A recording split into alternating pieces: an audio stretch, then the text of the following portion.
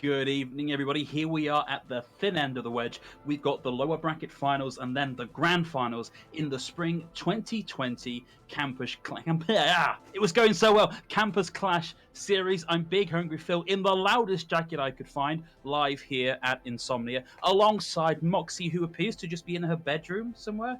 No one told me that we were going to coordinate green screens. Green screen? I'm here at Insomnia. What are you talking about? Look at the crowd.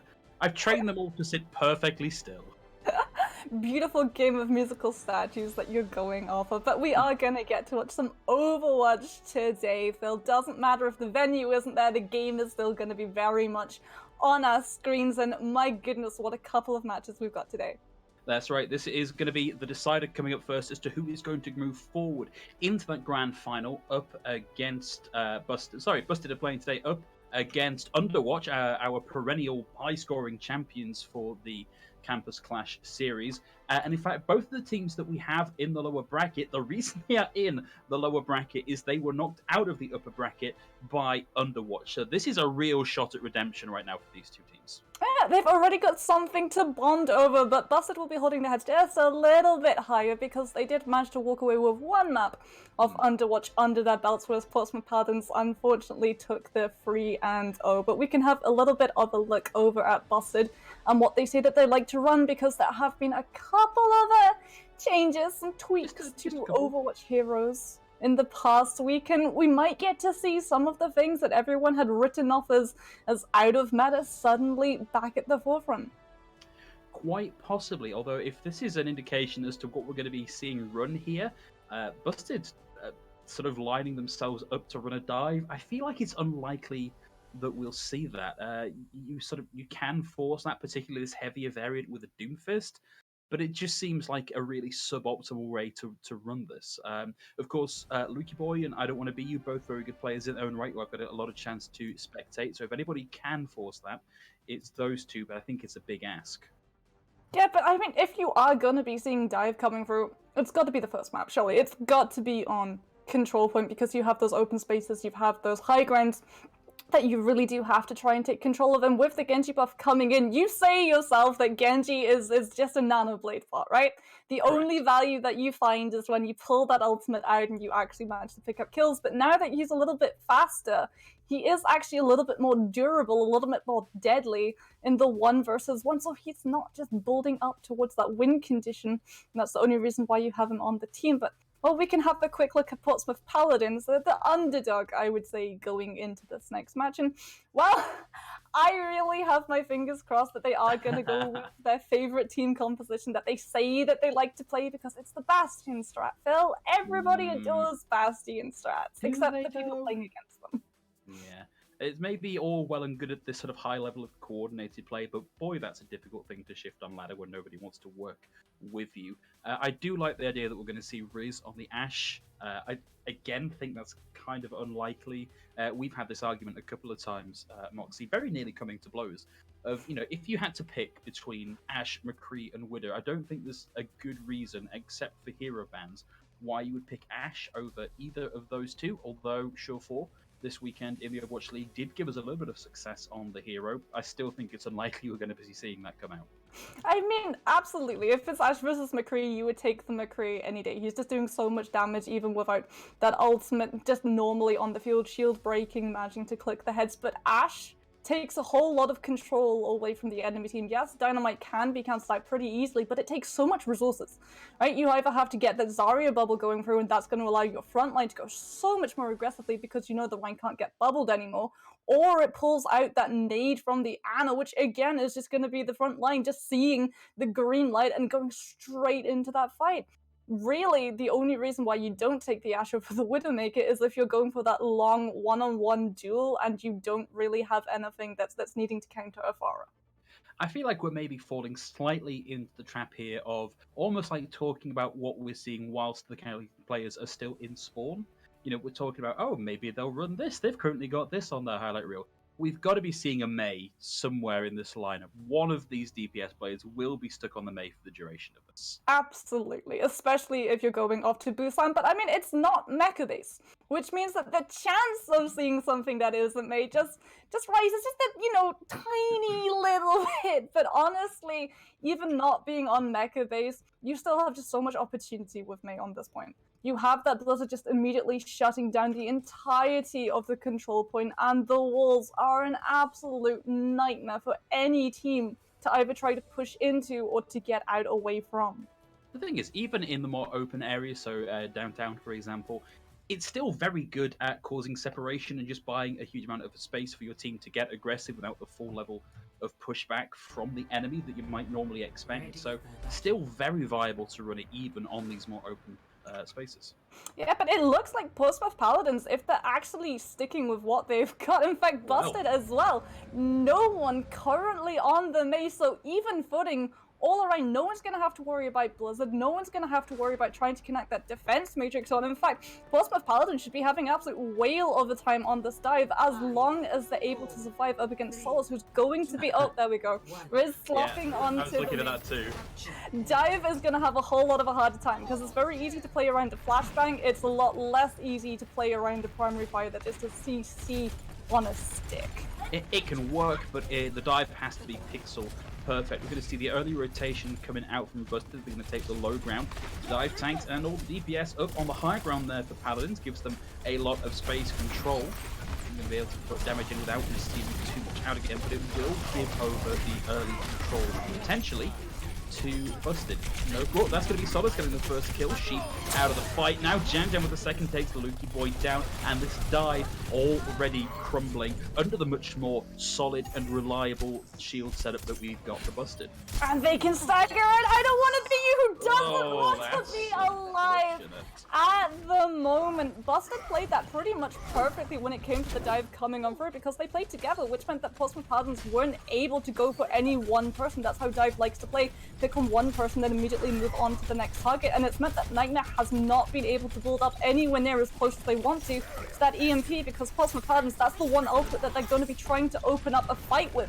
It's going to shut Busted down completely with how they're playing. They just need to get it online. Nightmare did a lot to charge that in the first fight, and we'll see the hack now come through onto the Reinhardt. The dive follows through. The Nana boost comes out from I Don't Want to Be You as well, and it means JJPT90 is now going to have that primal rage. And up on the high ground like this, we may see a couple of environmental kills. Can't quite get the juggle onto them. Will get the kill onto Cloud, and that's the opener. Streebor able to get that sound barrier online, and we saw very nearly Jam thrown over the edge. In fact, both Divas looking very low here, but it is going to be Paladins that managed to round out this fight. They've just got to get rid of the Mei, who can stall this out for a reasonable amount of time, unless, of course, there's a Diva with a Bunny Blaster. The most absolute devastating thing that Buster did in that fight was use Sound Barrier, because it means Nightmare doesn't need to play around knowing that Lucio has that sustainable ultimate on his side. Doesn't need to worry about catching out that support. Just has to go in and hit a couple of players with EMP, and then Paladins will just be able to collapse on, knowing full well that follow-up will be immediately there. That's an absolute freebie on that one. I love the angles we're seeing being played by I Don't Want to Be You. Gives them a lot of control without presenting themselves to a lot of incoming damage. Closing in on having another Nana boost ready to go, but Sheep's going to be the first to fall here. They didn't have the sound barrier online, but they could well have generated it in this next fight. I Don't Want to Be You gets caught out as well. There's no support, and we also saw the self-destruct and the EMP committed into this fight. Spatial Rift is able to get two, but JJPT90 goes down as well. There's the shatter from Demir. This looks like it might go back in the direction of Busted, and we've not even hit parity on this yet. It's going to be down to Lukey Boy and Sheep to try and keep this stalled out a little bit longer. And seeing Sheep just tagging around and around the central pillar. Can't make it work. Did buy a little bit of time for a tag back in, but that's going to be the point flipping over to Busted. So Paladins tried to go with the combination of EMP bomb, and unfortunately it just did not work out. Busted are going to be trying to go with a bomb combination of their own. It's not going to be an EMP though. It's going to be a Blizzard, and yes, Sheep has that Sound Barrier to drop as soon as Blizzard comes through, but that is not going to be anywhere near as much protection as you want. When a nuke hits your front line and your back line, you need a shield. You need JJ to have that bubble up and ready. Very little bit done about that. We saw Solace tying up Nightmare's resources over in the back. Nana boost coming out onto Solace, and I believe onto JJPT90 as well. Solus finds Nightmare. It's a 1-for-1 trade with Cloud now down as well. Solus closing in on the Pulse Bomb, looking for the back of someone's head to jam that bomb onto. It may be Sheep. Sheep gets focused very low. In comes the stick, and it gets the double. Both supports knocked out of the fight by Busted, and it is overtime, 99-56. None of Paladins left alive in this. Busted looking like they're set to take this first round. Oh, really beautiful play coming out from Paladins, but that double stick onto the supports just meant that they weren't able to stay alive, and it should be Busted indeed. Just needing to deal with a couple of stacks. This is a bit of a yeet from Spawn. Jam 56 able to get that. JJP90 came back in on the Wrecking Ball, immediately blasted out of it. The overtime was going on too long. They tag out for a second, and Busted take the first point on Busan. But it's close. It's very close, and I don't think the score really heralds the plays that Paladins were pulling off, because one of the biggest things I saw them do was Nightmare. Hacked Jam, the diva who has the bomb ready to drop as soon as Blizzard comes through, once they hear the voice line coming out of Riz.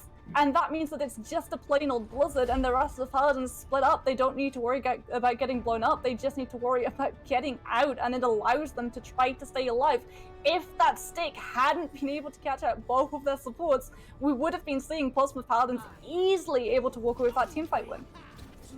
Coming into this next fight, we've got a very close matchup here. The only wrinkle being the difference between Cloud and I Don't Want to Be You on the Brig and on the Ana, respectively. I Don't Want to Be You potentially. Oh, hello, Nightmare already caught out in this. Riz finds them with the right click. It's 5v6, and Paladins desperately trying to get out of the way. Busted, pressing the advantage, holding up by Choke. They can keep this going for quite a while now. Just send one person to tag onto point to get the cap, and otherwise just control this space. And Paladins can do nothing except try to pile through Choke in the hope that no one gets caught out in the rotation, but Riz again!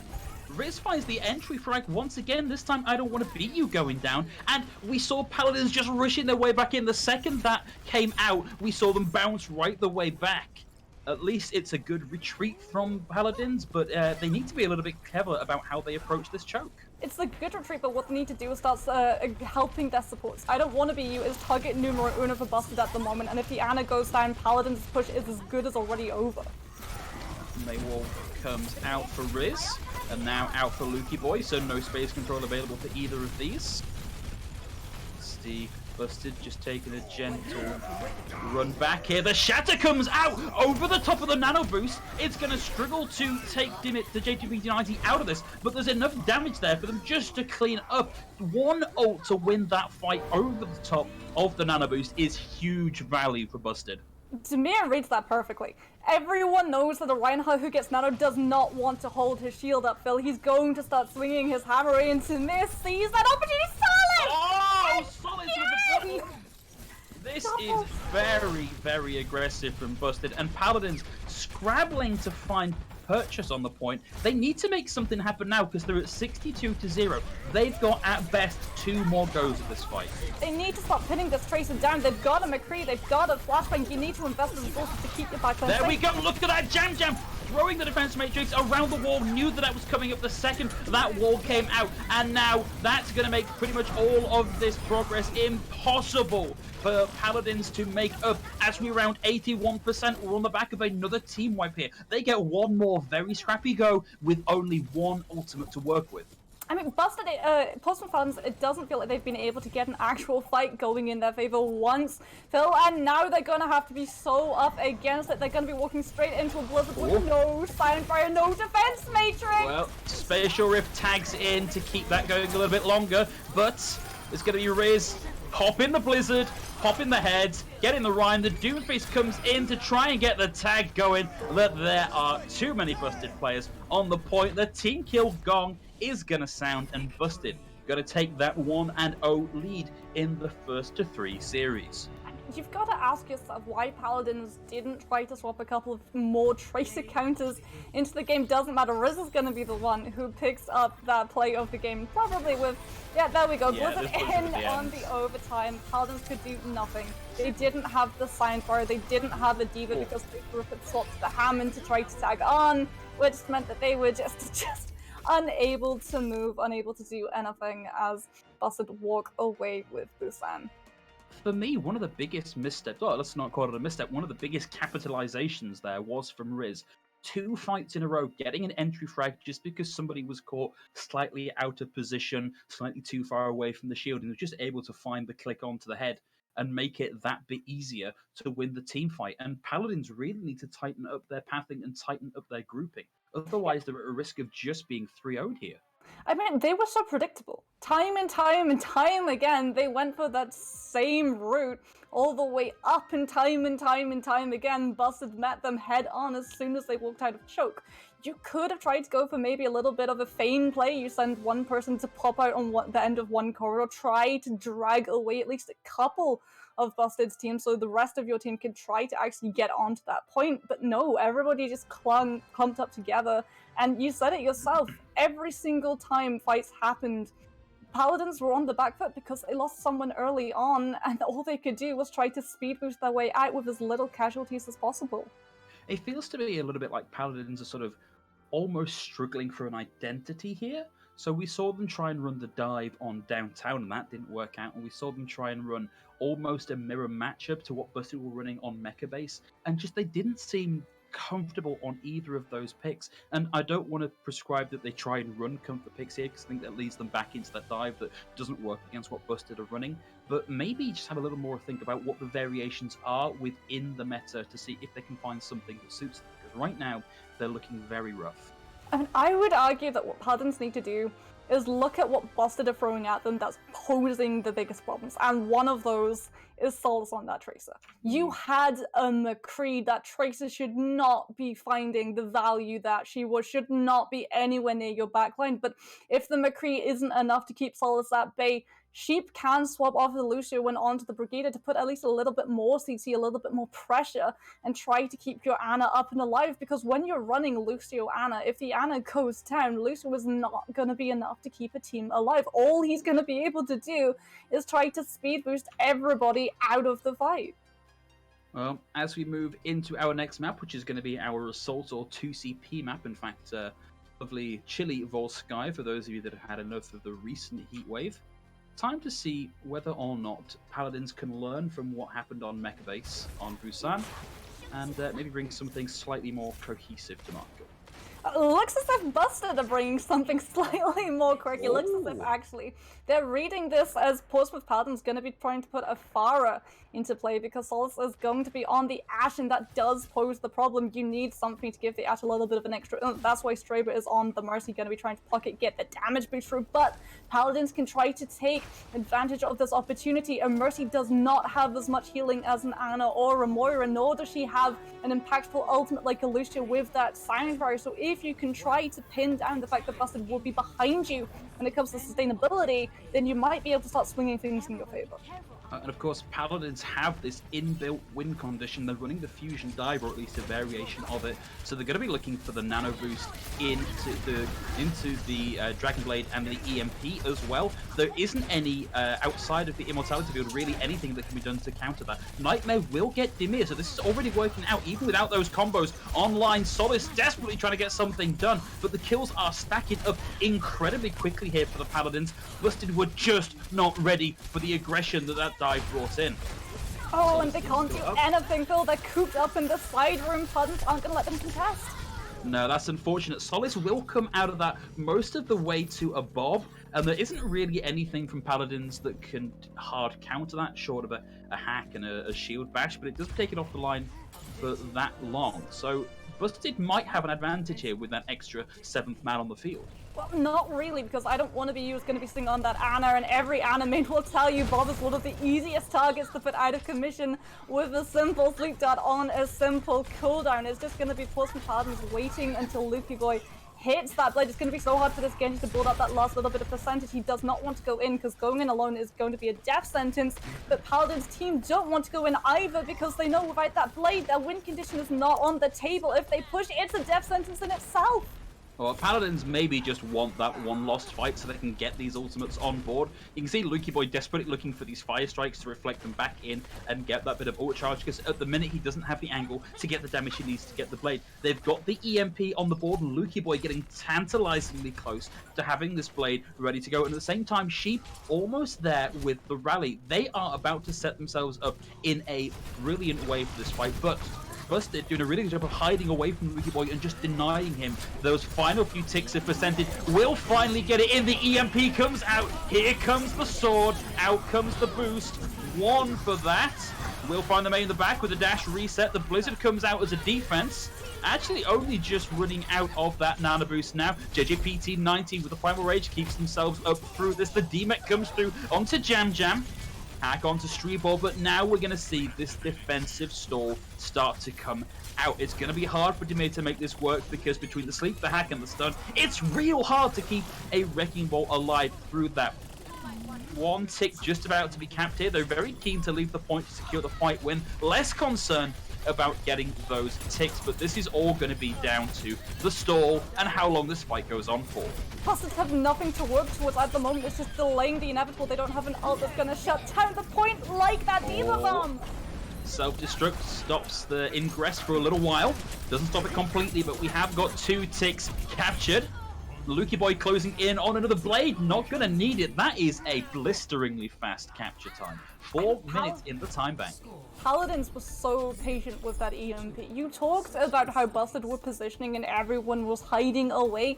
They played it almost perfectly. Unfortunately, Paladins played it one better. They sent the Winston to put a little bit of pressure on the point, and Busted, they don't want to give up ticks for free. They have to come out of their hiding spaces, and unfortunately, as soon as they do, bam, in comes the EMP, and it catches Riz.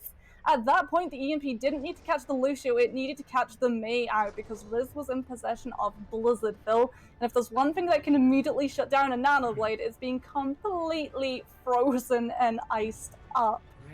So I just want to go back a little while to that first point defense for Busted.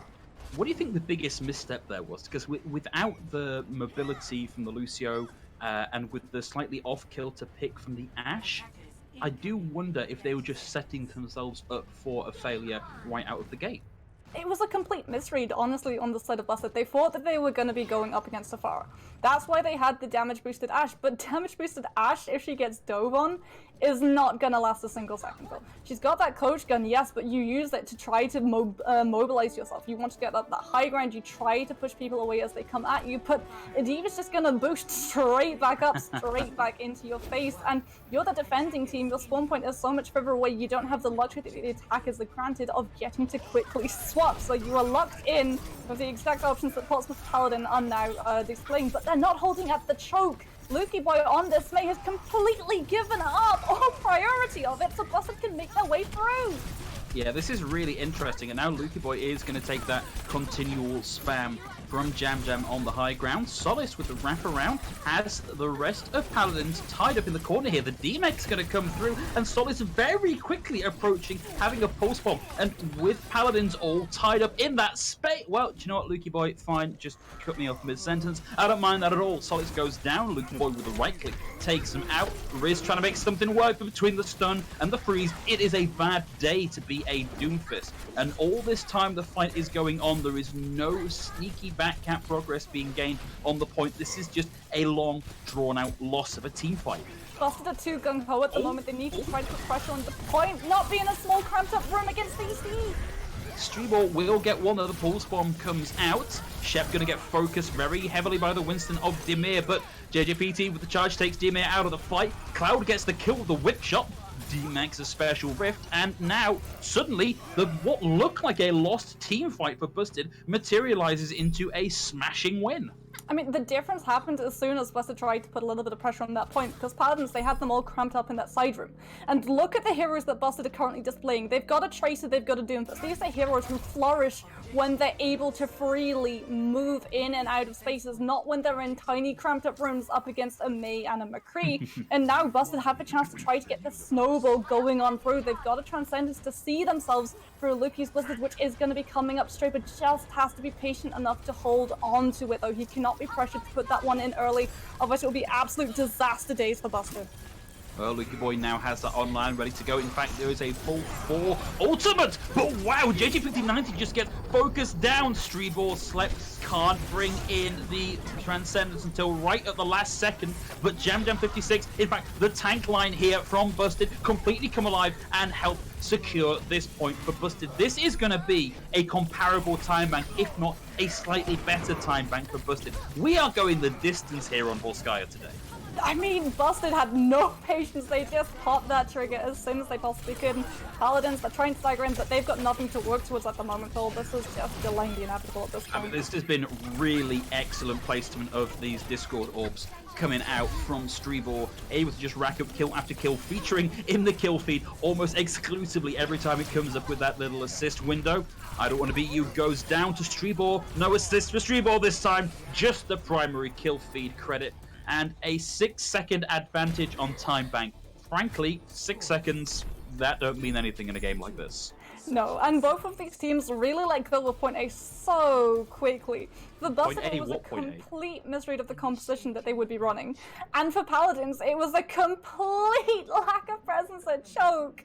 It pains me so much when a team runs a defensive composition that needs a choke to find its value, to reap its rewards, but you're a Mei, and you're holding at point, but what are you gonna wall? There's nothing to separate, there's no space to gain, there's nowhere that you can push them out to, except the point you're trying to keep them off.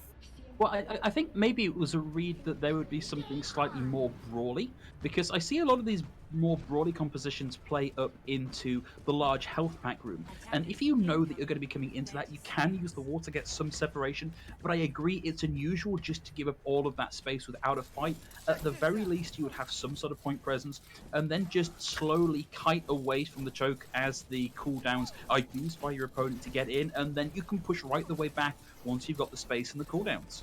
Yeah, well, we're seeing already, though, that Busted are trying to make up for their mistakes. So they know that it's not going to be a pharmacy that they're going to run up against. They know it's going to be a Sombra, that it's going to be this Nanoblade.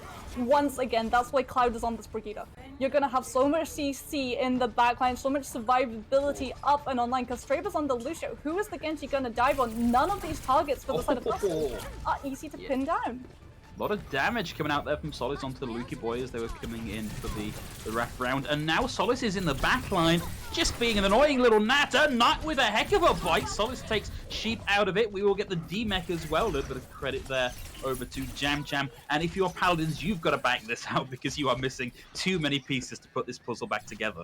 You're missing all of the pieces at the puzzle, Phil. You're trying to build up to your win condition. It's the Nanoblade, but look at the ult charges and look at the time.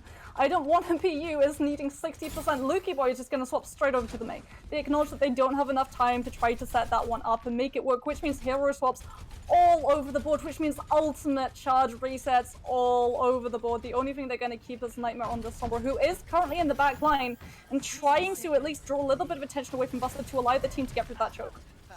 Well, deciding who they want to put the hack onto. My guess is it's the Reinhardt. There it goes, and that's going to be a nice target to farm up. Wall comes out to stop too much follow through, but Cloud and Dimir go down within a heartbeat of each other. Strebor will push back. The pulse bomb comes out from Solace, but it doesn't find anything, and the kills starting to really be in favor of Paladins. It's really now just down to Busted to try and stall this out as long as possible and reduce how much time Paladins have on their point B offense. Yeah, and they need to set up for point B because Paladins, they kept Nightmare on that Sombra. They're going to have access to an EMP in a couple of seconds, and look at what Busted have. They've got a Shatter, they're going to have possibly a Blizzard and maybe a Diva Bomb. They are not going to have a Rally, they are not going to have a Sound Rare. There is no sustainability currently available for this team. If more than a couple of them get hit by EMP, this could be curtains. Paladins might yet be able to walk away with B underneath their belts.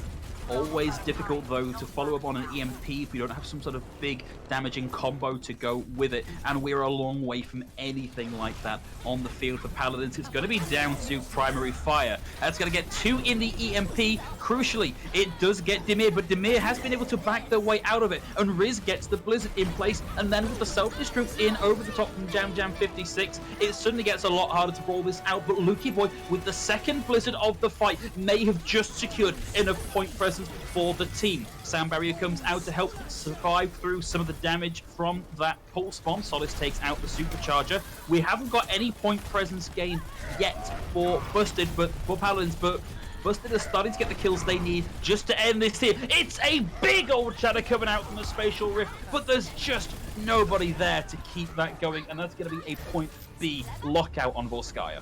I don't know about you, but at the moment, Solace is head and shoulders above the rest at the moment in contention for MVP. Not just because they were able to stay alive as that Tracer and keep that point continuously contested, but because they take themselves out of the fight for just the little bit needed to take out that supercharges. And if you had that supercharger still up, think of the damage that would be outpouring from Paladin's sides. Think of the ultimates that they would be supercharging, ready to put into that fight, but no. Solace takes just a little bit of a step back, manages to take that one off the table, and the rest of his team, meanwhile, are taking Paladins back into their spawn room. It takes an awful lot to be able to survive an overtime fight if you're a Tracer, but it takes an awful lot more to be able to split your focus and see what's more important, the kills or taking something out that can sway a fight against you. As we move into what is almost, well, in fact, certainly we could see a draw here, but it's going to be the last round of Volskaya. However this folds out, it looks like we're going to be seeing slightly more sustainable composition here for Paladins on the defense, with I Don't Want to Be You moving over onto the Baptiste. Gives them that limited period of invincibility if it's used correctly. I mean, this is just cheating ultimates, isn't it? You've got that immortality field, you don't need to worry about building up to Transcendence or Soundbar, so if you get pressured out and you need a get out of jail free card, bam, there you go, immortality field, but it is on a 25-second cooldown now, Phil, and look at what Busted are running. There's so much backline assassins in this composition. They've got the Doomfist, they've got the Tracer, they've got the Winston. I Don't Want to Be You is going to have to squeeze that ability to the absolute utmost if he's going to be able to use it at all to find any value other than keeping his own skin safe. Oh, we're going to watch Riz here take the high ground. We'll absolutely be looking for I Don't Want to Be You there. Instead, finds Sheep waiting with the whip shot.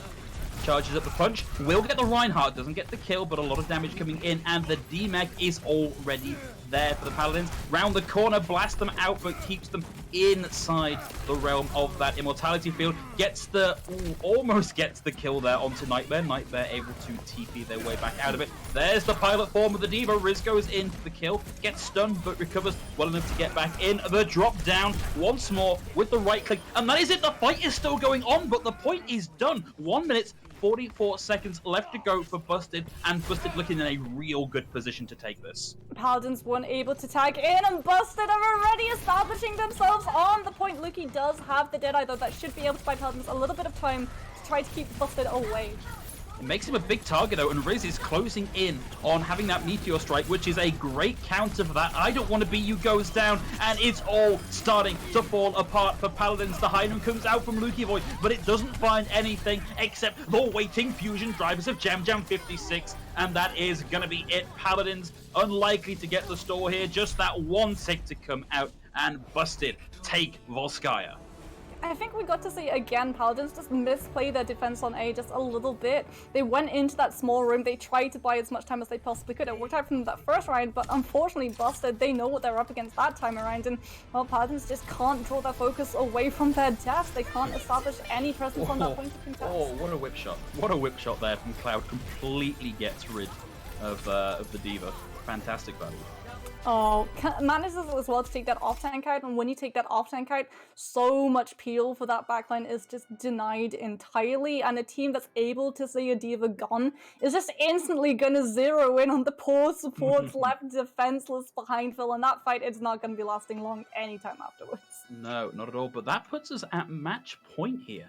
It's 2-0 currently to Busted. Paladins have one more round to try and make this a reverse sweep, but given what we've seen here, Busted just look to be the stronger team. What can Paladins do? What have they got to change to start this reverse sweep? Well, I believe they get to choose a hybrid map, and that's going to be between King's Row, Nandani, and Iconwood. And really, in my opinion, you've got to go to King's Row. Paladins, all of the times that they've tried to come up short, is when they've had these really big misreads about what Busted are going to be running up against them, and King's Row is probably one of the most predictable of all of the maps for what you're going to run up against. It's going to be that Reinhardt, because think of the space of Reinhardt is allowed on King's Row. Yes, there's a chance that you're going to run into something zany, some weird Symmetra teleporter strategy with a Bastion on top of a statue, but it's very easy to shut down as soon as you see it coming out.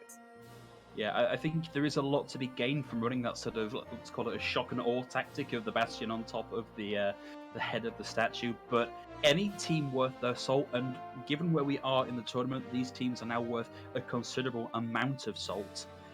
It's unlikely that they'll respond with anything other than just the correct approach of backing out. So I'd really like to see Paladins not try something that risky. Don't give up ult charge on the chance of maybe getting 1 or 2 picks and rolling a fight from there. I think they've just got to come at this and just really double down on their fundamentals, their cooldowns, and their communication to make this happen. What they need to do is come in with the composition that they're going to stick to. Exactly. They need to come out of those spawn doors and utilize the full amount of time to build up the full amount of ultimates, rather than thinking, okay, well, maybe we'll run into this, or we should possibly put this in and we'll go into one team fight, and if it's not that, we'll go back and switch. Because, yeah, when you look at the time that you have starting off in King's Row, you can think, oh, it's easy, we can build up an ultimate if we swap off a hero. But when it comes down to it, and you've got a 20-second difference on taking a map and taking a defeat, those times really matter. You have to build up so many ultimates, as many ultimates as you possibly can, especially on King's Row, because you're going to be fighting so many fights that decide how the map ends. I'm interested to see how Busted are going to play this as well, because we've seen a couple of different looks from them, and they've been pretty good at running both of these different looks, but I feel like they've had a lot of success with the Reinhardt and the Mei, and I don't see any reason to try and swap this up.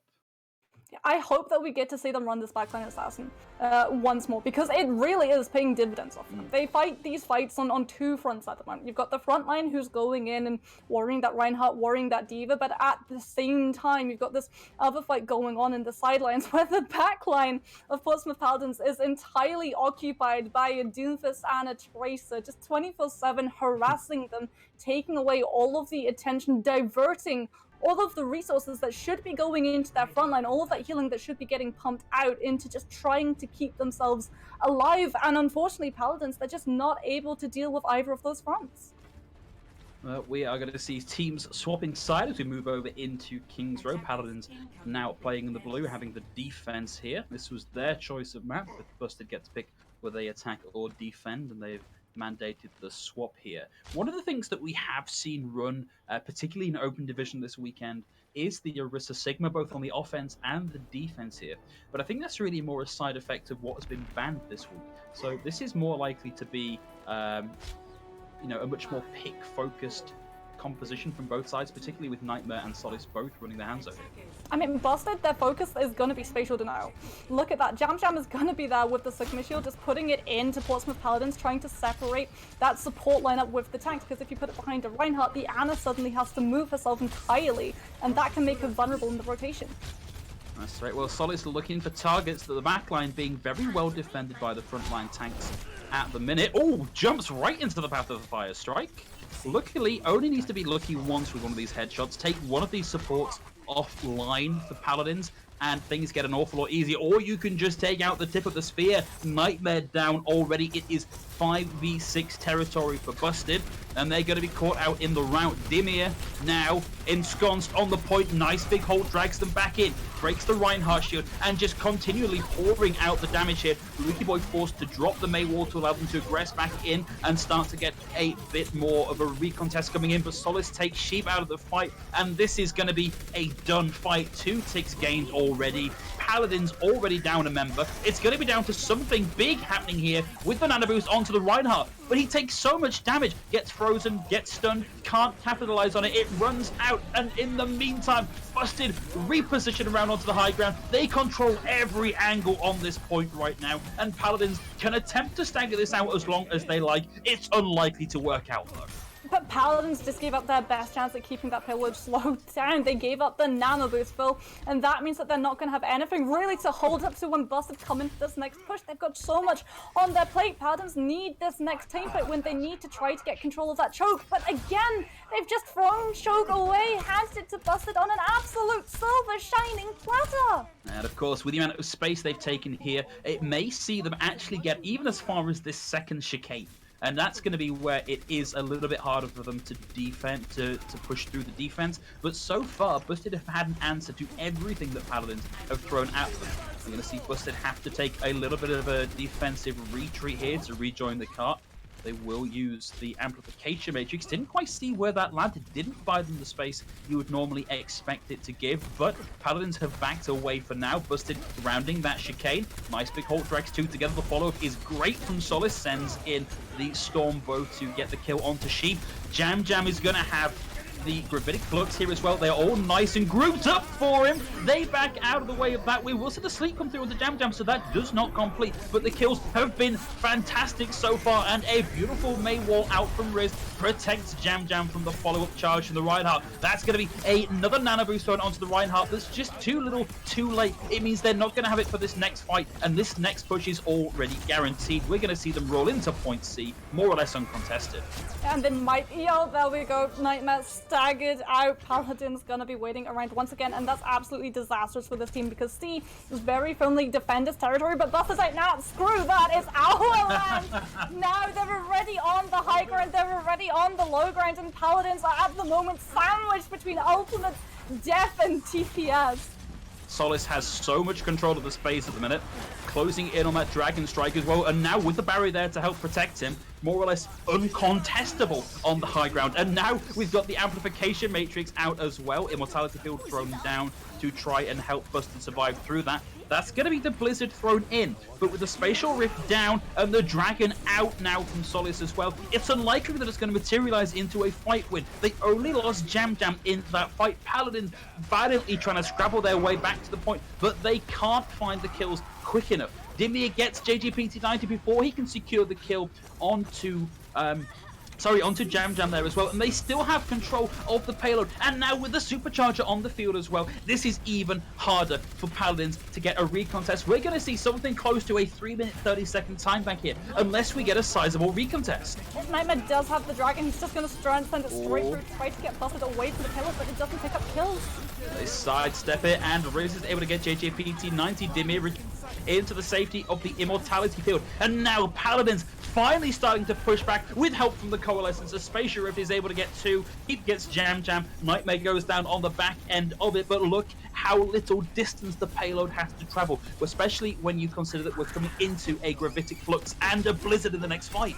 Yeah, but post for Paladins, they have their win condition. They've got the Blizzard. They just need to bait Cloud's Immortality Field out first before they use it. It's a ticking time bomb, though, because Trevor's getting so close to that Transcendence, and you don't want to stack Transcendence with Immortality Field. If you're Busted, you're going to be holding onto those as long as you possibly can, and at the moment, Paladins, they might just have to use that Sigma Flux to bait one or the other out. Well, either way, it's looking pretty good for Ultimates for Busted, and a Spatial Rift finds Solace. They committed the Gravitic Flux, so we will get the Equalizer with the Spatial Rift taken out. Sound Barrier out from Sheep. Here's the freeze as well, the Blizzard on the table. Immortality Field is up, and it allows them to close the distance and get the kills. That's a great hold there from Paladin. And a great stagger as well on Cloud, who was sitting up on that high ground, so he didn't get caught out in Lukey's Blizzard. All it does, though, is mean that he sees the spawn room doors just a little bit after the rest of his team. We are seeing swaps coming through from Buffalo, so they're acknowledging that the composition they're running isn't quite working and is almost immediately countering what Paladins have put onto the table. Nightmare has swapped onto this Reaper to try to chunk the back line, and Solace is going to offer up the McCree to immediately find his face, stun him up, and send him packing. It's a great little high ground position here for Nightmare, but he gets found out and chased off the high ground. There's the Gravitic Flux, but they all land inside the Immortality. I don't want to be, you will eventually get rid of that, and Nightmare comes around the side. Peppers did a little bit of damage, but it's Lukey Boy with the kill credit there. They know that with the McCree off the table, the stun slightly easier to get through. They can afford a little bit of aggression here, and look how far the payload has moved back in this time. Yeah, but Busted are going to be coming up to the win condition. This is the push that they properly go in with. They've got the Blizzard, they've got Amplification Matrix drop as soon as that one hits, and Sheep is not going to have that Sound Barrier. I don't want to be still in the Moira, so no Immortality Field to bait out. There's the Blizzard. I was going to say it's going to be a big ask for a Spatial Rift to try and eat that. Lukey Boy will trade out. Solace has the second Blizzard as well, but it goes a little bit wide. Only freezes up the Reinhardt. We do see a lot of damage coming in onto Dimir, will be taken out of the fight. Actually, I take it back. That was a fantastic Blizzard from Lukey Boy. It got key targets off, and we are now down to just over a minute on the time bank for Busted on this final push through. Busted had all of the tools, but unfortunately Paladins read the room wonderfully in the one moment that they absolutely needed to, and they've bought enough time as well, not just to push the payload so far back, but to build up a couple of ultimates for this next fight. It's firmly in their favor. They are going to have the Death Loss, and they're going to have the Coalescence. This fight is on their terms. Ooh. Big early opening pick. JJPT90 off the field. Watch out for Nightmare with this Death Blossom. He gets stunned out of it, gets taken out of it completely. Nightmare down. It's a 4v6 territory now for Busted. Cloud up on the high ground. A lot of control of his team's health from this vantage. Can't be easily countered because there's too much in the front line. Will drop down and try and keep this going. There's the self-destruct. Buys them some space. Looking to see the sound barrier come out now from Street Ball 2. There's the Gravitic Flux. Cloud just gets the Immortality Field on the ground in time. A couple of animation frames later, and that would not have happened. Cloud also closing in on having that Amplification Matrix. We're going to see this cap in overtime, if at all. Here is one last attempt at a Blizzard from Lukey Boy. It taps them all up, and it allows JJPT90 to get that spin cycle winning, but Cloud finds them on the high ground. Will have still a lot of control here, but it's the Reinhardt swinging on the point that's going to be doing the crux of this damage here. The Dragons over the middle of the payload, not enough to get the team that stepped agilely to one side of it. Ricky Boy tags back in on the Tracer, but not enough health to really keep this going for too much longer.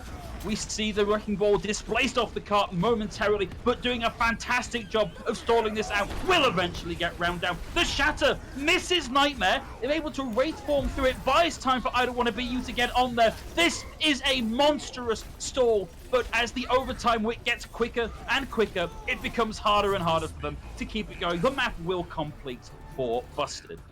I mean, you talked about how Paladins, it felt like they didn't really have an identity, and that was the main problem. The main problem in the last little bits of that fight was no one contested Cloud. We got to follow along with that Batiste for so long, and for so long, I was looking at his HP bar, and I don't think I saw it drop a single time for when he was on the high ground ledge on the right, and then even after he'd swapped to the left. All of Paladin's focus was on the fight that was happening in front of them. If they'd just been able to pull themselves momentarily away from that and taken out the main leg that was allowing Busted to keep themselves on that cart, then maybe they would have been able to claw that fight back into their favor, because my goodness, they kept throwing bodies at that cart, but there was just so much healing up and available for Busted that they weren't able to make the damage stick. It's really tricky though, because you know, you can try and focus down Cloud, but Cloud can get out of the way quite easily and then reposition just as easily with the Exo Brute. So do you try and take Cloud out and potentially give over presence on the cart, which means you're going to lose that 5v6 anyway because you've committed so many resources? I kind of don't think there was a good answer there other than to try and stall it out until they can get some sort of ultimate online to secure them a couple of frags and snowball from there. So I think they played that about as well as they could at the final minutes, and they did really well to take that into overtime. Well, they are going to have to be playing up against the Batiste again, and I really do want to see them try to take out this backline before moving into the front. Solace, though, going down early for Busted is going to be great news for Paladins. Yeah, this is going to be a really good push here for Balance, unless we get an answering frag just like that, for example.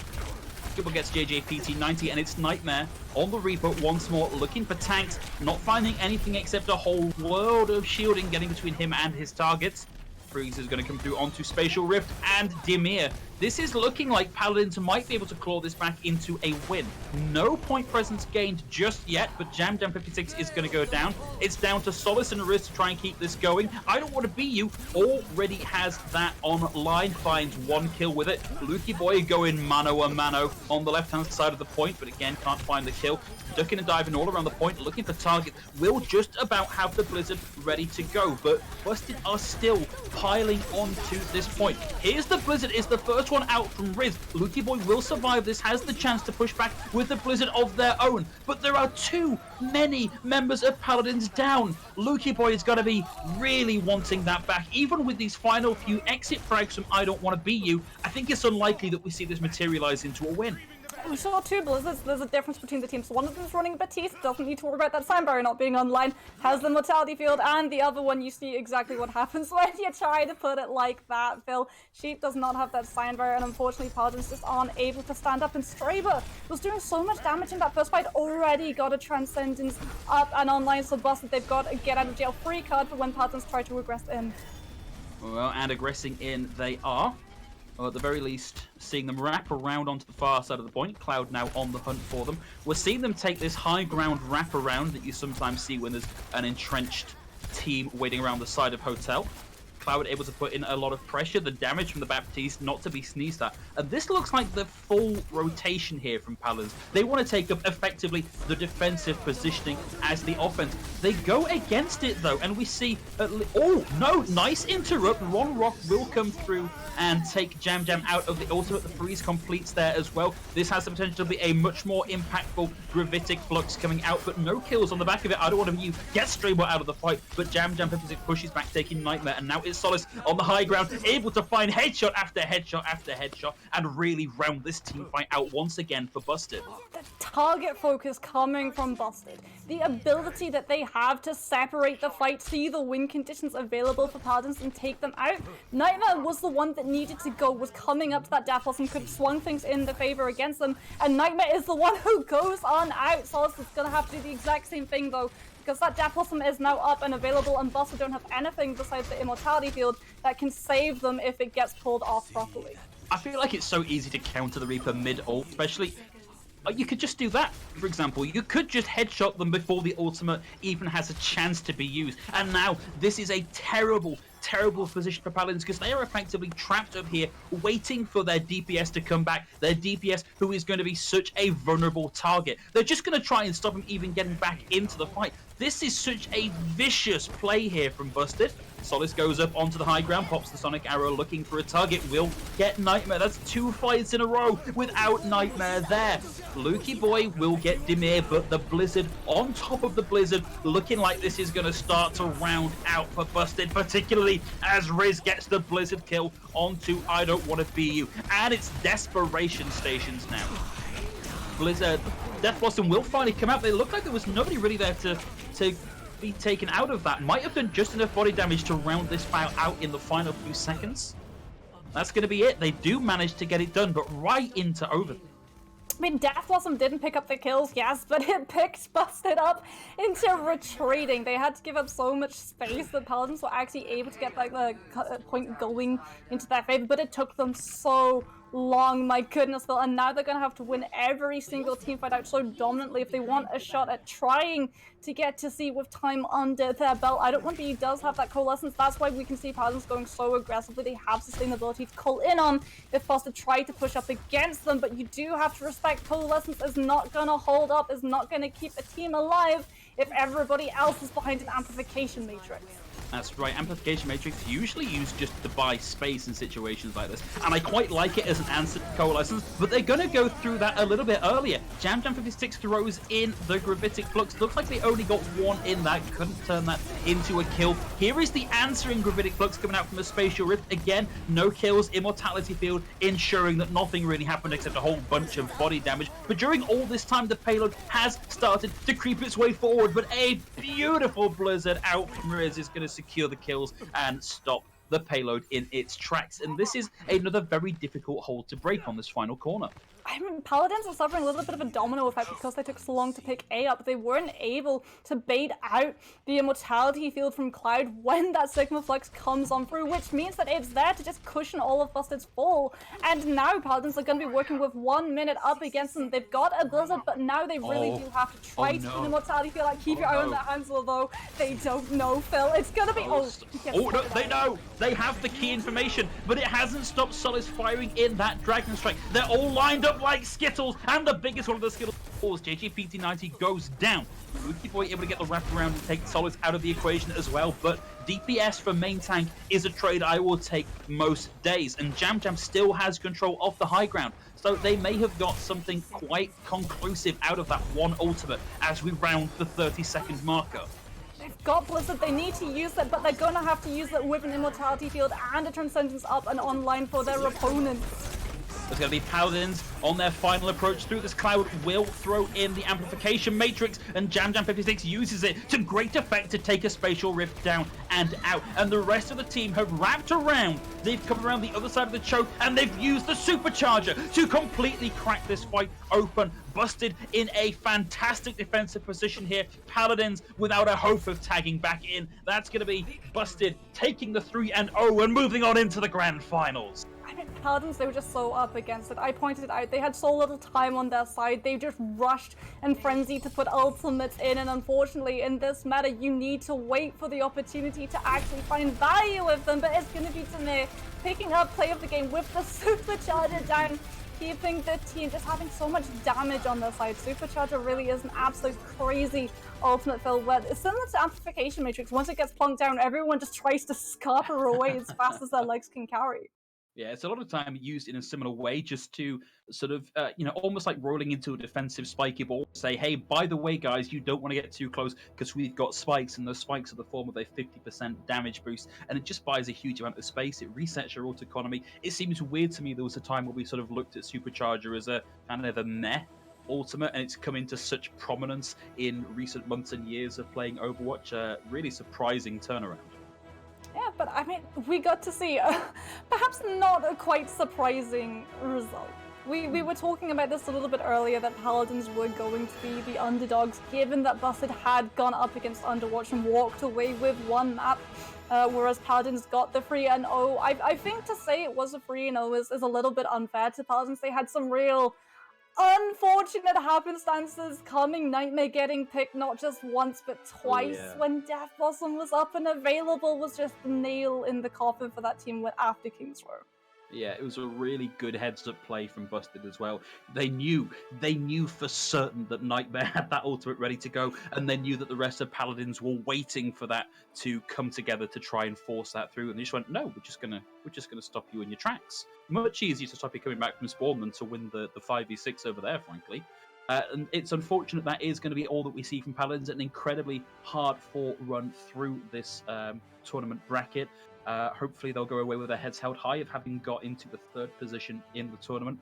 And we will see Busted moving forward into the grand finals. They're going to be coming in hot. They've got that 3-0 streak. Their temperatures are going to be up, and they're going to be ready to come up against the mighty Underwatch. And we'll throw to that after a short break. Please don't go too far, anybody.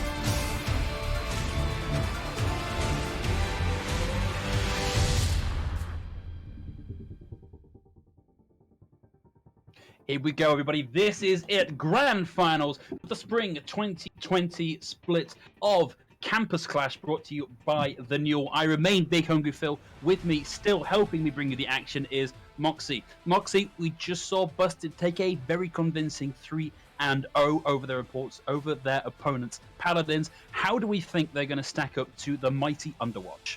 I mean, I was talking about this just a little bit in the break. I think if there's any team that can give Underwatch, and I mean really give Underwatch a run for their money, it's Busted. We just saw them, and we have to admit, they were on absolute fire. They blasted through King's Row. They dominated Control Point, and coming off the series like that, you're feeling the hype. You're feeling the grudge match. You can see the redemption arc within reach.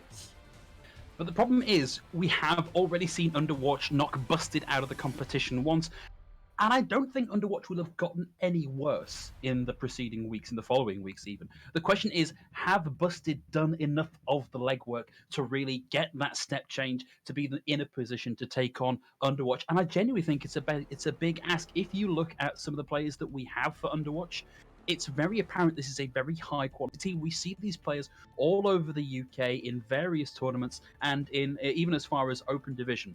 Not quite sure that's the right roster, but we've got Underwatch currently labelled as I believe this is this Portsmouth? Is this Paladins from the last round? Apologies there for everybody. We'll get that sorted as soon as we can. We're getting some screaming from our producer. We'll try and fix that as quickly as we can. We do, however, though, get access to the team sheets ourselves.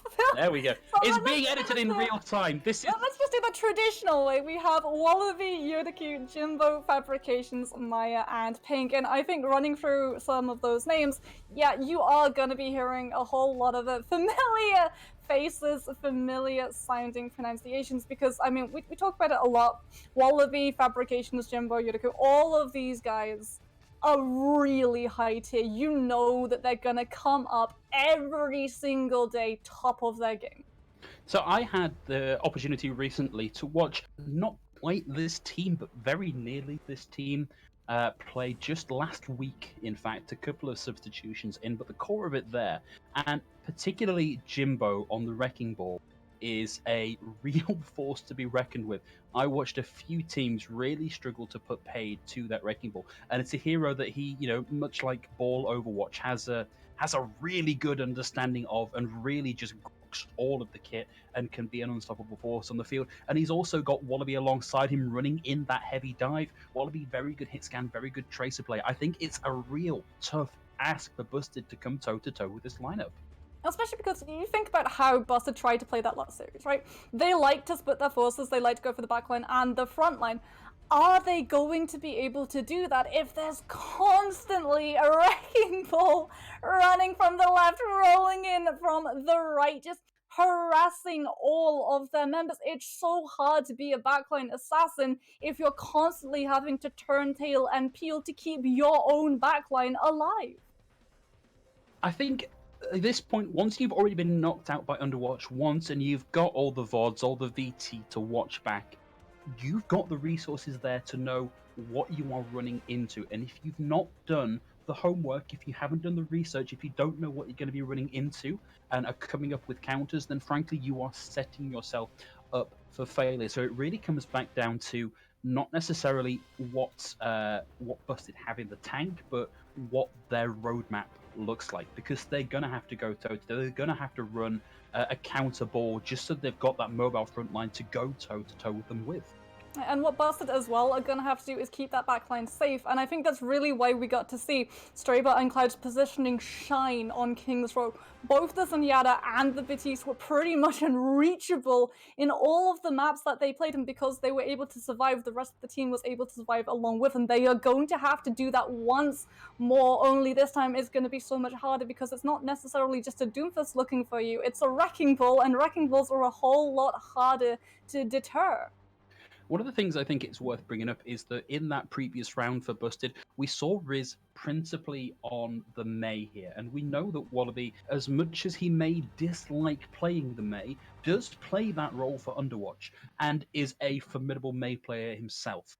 So that matchup in DPS, I think, is going to be another one that they've got to figure out how to win. Riz really has to up his game. We saw him perform admirably against Paladins, but is that going to be enough is really the question. Yeah, you are going to have counter walls upon counter walls, and they are going to have to be perfect if they want to try to keep your tanks alive. We're headed off, though, not to Basan, not to Oasis. Ooh. It's Helios, Phil. I adore this map, and I am sure Underwatch adore this map as well, because you talked about they like to run Jimbo on that Wrecking Ball. I think there's no other map that is a playground to a Wrecking Ball quite like Ilias. The amount of environmental kills that are up for grabs on this map is actually a little bit insane. It really is, and this entire map really built up for apologies, we have just, I believe, swapped map there. No, sorry, we are still going to be going over to Well. So there is no other map really built like this, that this is Sparta moment for environmental kills around the center. And frankly, in this tournament, there is no team better set up, as you were saying, to capitalize on that. And look what Underwatch are currently lining up to come out of the gates with. I mean, this is a metric. It's going to be temporary, though. They're going to use it to try to get that early teleporter out of the spawn door to allow themselves. They're not even going to go out with it. We did it again, Moxie. They don't need to worry about getting the crucial seconds because they're just going to have so much mobility already on their side. Fabrications onto this fire is going to be a real problem for Busted as well because they're running Solace on the Tracer. They don't have a traditional hit scan outside of Cloud to try to deal with that threat on the DPS, and this could be what really undoes this composition. Well, space control, the name of the game here for Underwatch, and Fabrications on the high ground just has all of these angles completely on lock. I wish I'd seen that interaction. How did Cloud find Mia there? Wallaby will get Solace as an equalizer. We have the res potential there for Pink. We'll bring Maya back in, but it's going to be busted with the early cap here. Jam 56, worn down and deep-mech'd, and suddenly that advantage swings right around the other way. Wallaby gets Dimir down, and we are going to see these last few kills come out, and Underwatch cement themselves back onto the points. Riz, an admirable job, 70% of the way to the ultimate, but not so much you can do when all guns are trained on you. Yeah, but there is going to be a gun now trained on Fabrications. Unfortunately, so's Maya's focus onto that McCree. The forward counter that Busted tried to put into play has been absolutely swept to the side, and Jimbo now is looking to go onto that side. Gonna have Wallaby there in case he gets into a little bit of trouble trying to get an early pick-off. Just tip the scales in favor of Underwatch before Busted are even allowed to approach that point. Fabrications has the Sparks. This could be devastating for Busted if they can't deal with it. Nia just CC'd into oblivion, and that is 5v6 for Busted, but there's a barrage coming out. Fabrications gets the double, Solace with the equalizer. Cloud on the hunt, toe-to-toe with Pink on the Mercy, and can now resume healing duties. It's a big advantage now for Busted. They can start to come in and cap this point back. Beautiful fight back here. But that amplification matrix wasn't warranted. You'd already got the Farer out of the fight. It's just a Mercy.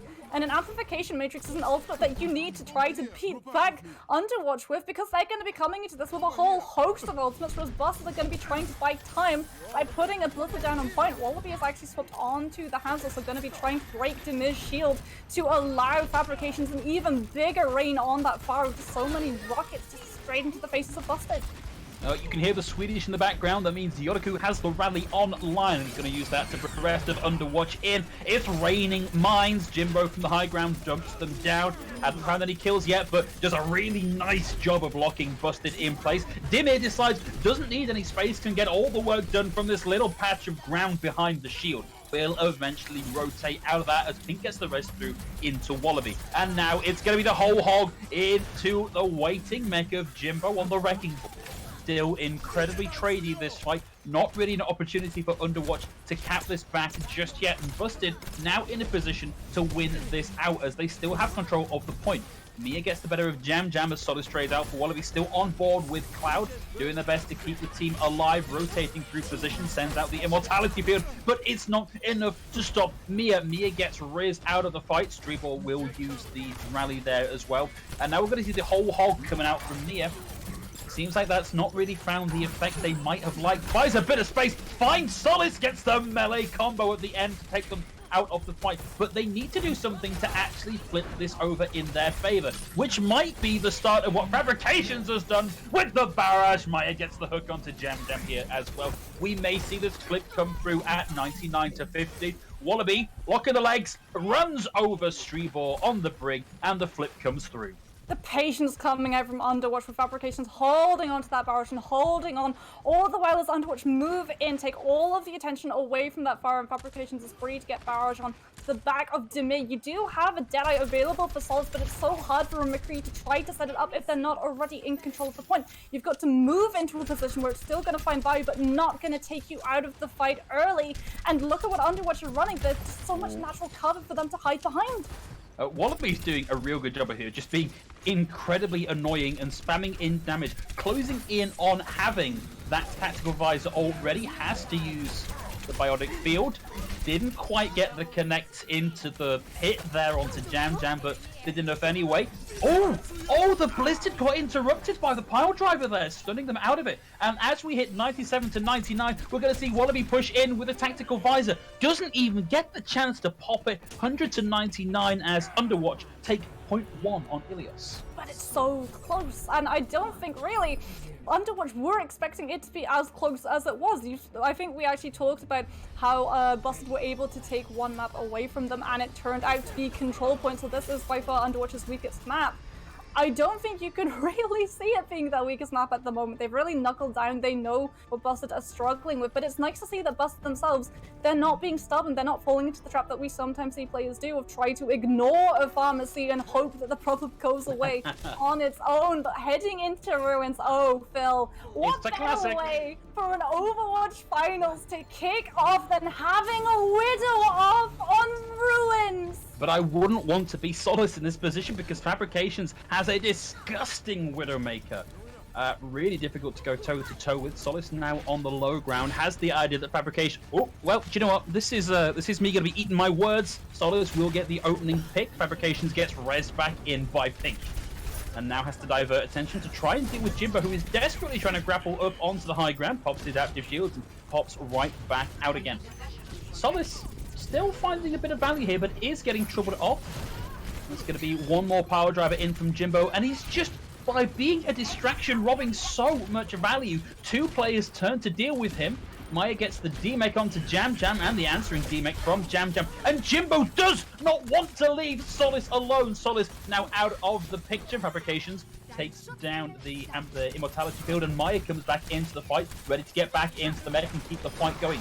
Busted did manage the opening point capture here, and they are just going to try and snag this out that bit longer. I mean, the concept of being try to buy as much time as you possibly can, but with Underwatch managing to get the kill feed just flooding in their favor, that is not going to be any amount of time. Solace has already swapped off the Widowmaker, has had enough of being solo, leapt upon by a Hammond, gonna go over to the Tracer, but now Fabrications is going to be left uncontested.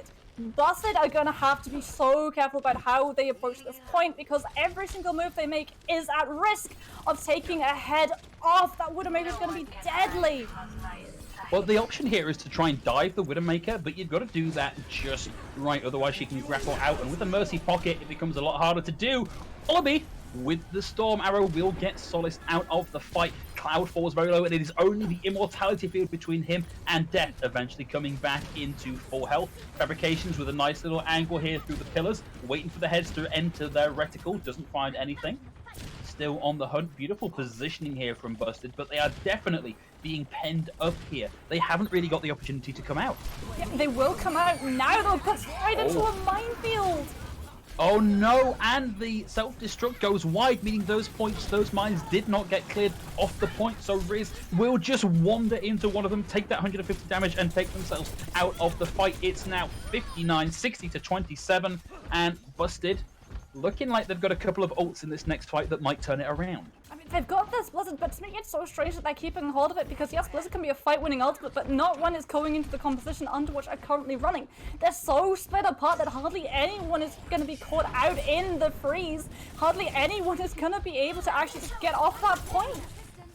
Well, I think what you aim for here is just to try and take a presence on point, force Underwatch to come to you and try and take that fight, but it's a big risk because the second you get them clumped up, you just means that Fabrications only has one place to look. Solace with the pause bomb opens this up. Yoriku now out of the fight. Pink might be able to get the res off, but it's probably not worth it. There are just too many kills here for Busted, so at 96 to 30, we see them flip that over. Yeah, but it's going to be such an ask for this team to keep a hold of this point, because remember, Underwatch just need to win one more team fight, and then they'll be walking with this. Fabrications is going to swap off the Widowmaker and onto the McCree, so a whole lot more CC suddenly just became available for this team. Jam Jam on that Hammond, and to remember the Winston, they're going to be so vulnerable if they go for the dive. But look at, again, what we've got to play with here. Underwatch have the mines, they've got the dragon. They're about to get the bomb on field as well. And with Dimir down, there's no longer a shield in the way of that self-destruct. Fabrications goes down, out comes the dragon. It buys space. It allows them to herd their enemies exactly where they wanted to go. The minefield didn't quite cover the point. Blizzard will come out, buy some space, and now Jam Jam comes back in on the Wrecking Ball, but might be too little too late as we see Wallaby start to rack up kills. Jam Jam stunned out, nearly focused down. Gonna see Streeball looking for picks with the environmental kills, but can't find anything just yet. This is looking very much like this is going to be a retake from Underwatch. should be, definitely. You do see Buster try to make the swap throws onto the Doomfist, trying to get that going in his favor, but unfortunately it's one against the face of so many, and I don't think anyone from Buster is going to be able to tag in. No, that's unfortunate. We very nearly got the tag in there. Didn't even quite catch what that interaction was, but it ended with the Hanzo palm strike, and that ends Ilios Underwatch out 1-0 in the series. Gonna be really interesting as well to see who picks up player of the game. It's gonna be Yodaku. And honestly, that Ana was doing so much. It's so rare that you don't really talk about a support, but when you don't talk about a support as a caster, it means they're doing their job. It means that they're not going down early in the fight. It means that they're keeping everybody up and alive, and more importantly, it means that they're putting the ultimates in when they're meant to be putting in. So here's the thing. We looked at this scoreline going into the lower bracket finals saying, well, you know what, Busted, they've probably got the advantage in this lower bracket finals because they are the only team to have taken a map off of Underwatch. And that map type was Control. We just saw a very hotly contested Control map, but if Busted can't get the win here, how are they going to deal with this in later maps? I mean, to me, it really is just that misplay of sticking with that Blizzard. Yes, it is a really heavily impactful ultimate that you don't just want to throw away. And yes, absolutely, you can use it to buy space and try to bait Underwatch in to come to you and then put it down. But we've seen how Underwatch play. We know the caliber of both of these teams, and that is a pretty basic bait. If Underwatch know that there's a Blizzard available and it hasn't been used for an entire round slot, yeah, they know that it's gonna be up and available. They'll send one person to touch, and that one person will put so much pressure in, Blizzard will be baited out, and then the rest of Underwatch, they just need to play the waiting game. They just need to move in, and having that Blizzard, having that Mei, just constantly hamstring just your composition. You couldn't really CC anyone in the side of Underwatch because Underwatch weren't going to Busted. Busted were going into Underwatch, and yeah, any hero can be a dive hero if you push them from a roof high enough, but Mei is so hard to incorporate when you're running a Winston and a Hammond. And the other thing that is problematic about the way that Underwatch is playing for Busted is that even if you are taking the fight to Underwatch, they have so much mobility, so much capacity to get out of the way of your incoming aggression with the heroes that they're playing, but by the time you've collapsed on them, they've just casually dissipated and instead surrounded you. I think it's a really difficult approach to try and beat. It's a style that was popularized by Old Man Strength over in NA, and it's a very, very strong competition. Underwatch clearly have a good understanding of that style of play. I mean, you look at how they were playing in the opening of Runes, right? You had the Hammond diving on the Widowmaker and the Batiste, and that is a knock-on impact. The Batiste puts down Immortality Field because his Widow is pressured to the point that it requires Immortality Field. Immortality Field has one of the heftiest cooldowns at the moment in the game, that 25 seconds, and so the Underwatch, they know that they have 25 seconds of free reign if they push in on Busted. They don't have anything to save their skins. Having that Hammond constantly being there, constantly in the backline or the front line or the sideline and not getting CC'd, even with a Mei still in play, just meant that Buzzard were constantly shooting themselves in the foot. But with Ilios out of the way, the past is now firmly in the past, 1 point under the belt for Underwatch already. We have confirmation of our next map. It's going to be our assault map for this evening, which is going to be Volskaya Industries, which we've already seen Busted play once today. Given what we know about what Underwatch will be playing, which will be Wrecking Ball and probably something else, what do we think Busted can do to get the upper hand here? You need to put in an entirely new form of CC. If you were struggling against a Hammond, everybody at the moment sleeps on her, and I don't know why. We got to see a little bit of her on Volskaya earlier, Phil, and it's Sombra. Sombra has EMP, Sombra has that base level hack, so if a Hammond is constantly in your backline, hack him. You play Sombra the Fitzy school of Sombra. Fitzy basically plays Sombra if there's a Doomfist or a Hammond that's annoying everybody. He just sticks in the backline. He stays stuck to his support with the hack at the ready, and as soon as he sees the target coming in, bam, immediately they're on their way out. But I think the problem with that is it's so easy. If you can't get the hack off, if it gets interrupted by the swing of the Wrecking Ball, the primary fire of the Wrecking Ball, you've put your team into a 5v6, which you can't always guarantee that you're going to be able to get back to in time. And even if you do get back to in time, the damage that comes out from Sombra without the hack is not all that significant. So Yeah, it can be difficult to farm the EMP. It is unfortunately a subpar solution. The only other way that you can really try to deal with a Hammond or what the rest of Underwatch is running is by trying to hold them at choke. Not allowing them the mobility that this composition really needs to get properly going, because Hammond is a mobile hero. If you put Sombra in, you deny the mobility, but if you take control of a choke, you deny not just one person's mobility, but the entire 6 of them. You just have to be able to hold it, Phil. And holding a choke sounds so easy when you say it out loud, Boy, it doesn't. But you have to be perfectly placed with every single one of your abilities. I'm talking melees that have to stretch the exact amount of space necessary. I'm talking anti-nades that have to push a team back to force them to cluster around and buy you time so you can better position yourself. And I'm talking a speed boost at the right time for when the retreat is necessary to gain some space. Well, that's enough from us on the theory crafting side of things. We're going to go into map on Vorskaya. Let's have a look at what we've coming out on the defense. This is something that I really dread to look at. If I'm going to be honest, I talked so much about spatial control and holding at a choke and Underwatch have just completely thrown out my words. They're going at this with a very defensive dive, which is going to be very strange. You're going to have Wallaby in the backline pumping out damage. Fabrication's going for that shield break. And Jimbo and Mai are going to be trying to jump in and out, but keeping themselves alive. Straight with that Discord Orb could really throw a spanner in the plans. Well, we did see a lot of Underwatch there displaced from the high ground, but with the mobility they have, it means they very quickly just get back up on it again. And we saw this comp coming out from Busted in the lower bracket finals earlier today, and they used it to great success. But they used it against a far different composition than what we've seen from Underwatch. The dive comes in from Jimbo, now off the Wrecking Ball, goes toe-to-toe and starts getting the cleave damage in over the top of the Busted teamers. They're all cooped up in this, waiting for cooldowns to come back. I mean, in theory, what Busted is running should be working. Riz should be able to get the kills. There's no CC, but they're held up in this corner. They can't move.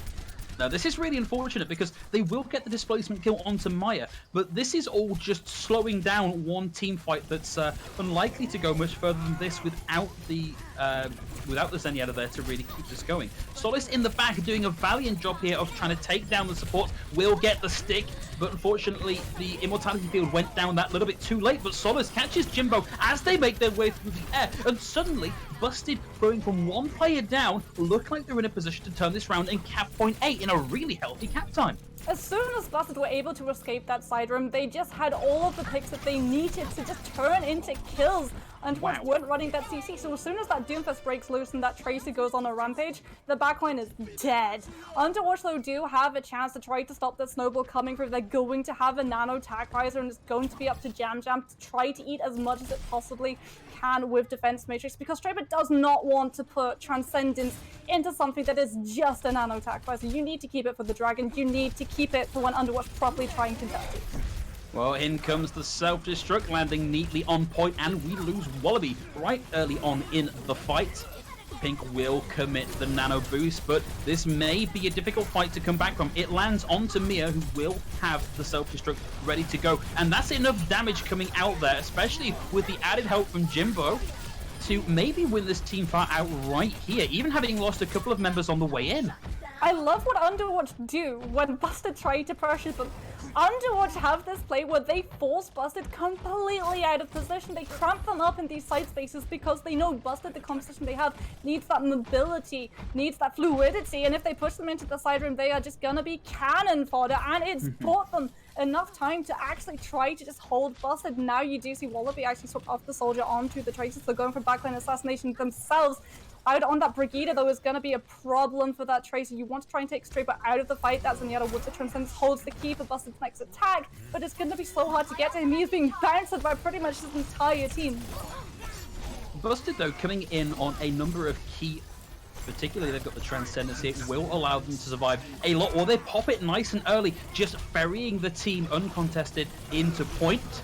Dimir gets fabrications, Pink gets the equalize with Riz now out of the fight. This is looking very good for Busted here. Here's the self-destruct coming out from Maya, doesn't find anything, buys a whole heap of space, but Dimir with the Primal Rage gets in and smashes Yodoku out of the fight. The D-Mech comes through onto Maya as well, and Streebor still alive, still with that rally armor in over the top of the regenerating shield, and this is going to be Busted in a great position to cap here. It's going to rely on a heavy stall coming here from Underwatch for this to not be a cap. There's the self-destruct, it stops the recon test coming through, and they finish with 3 minutes 14 seconds in the time bank.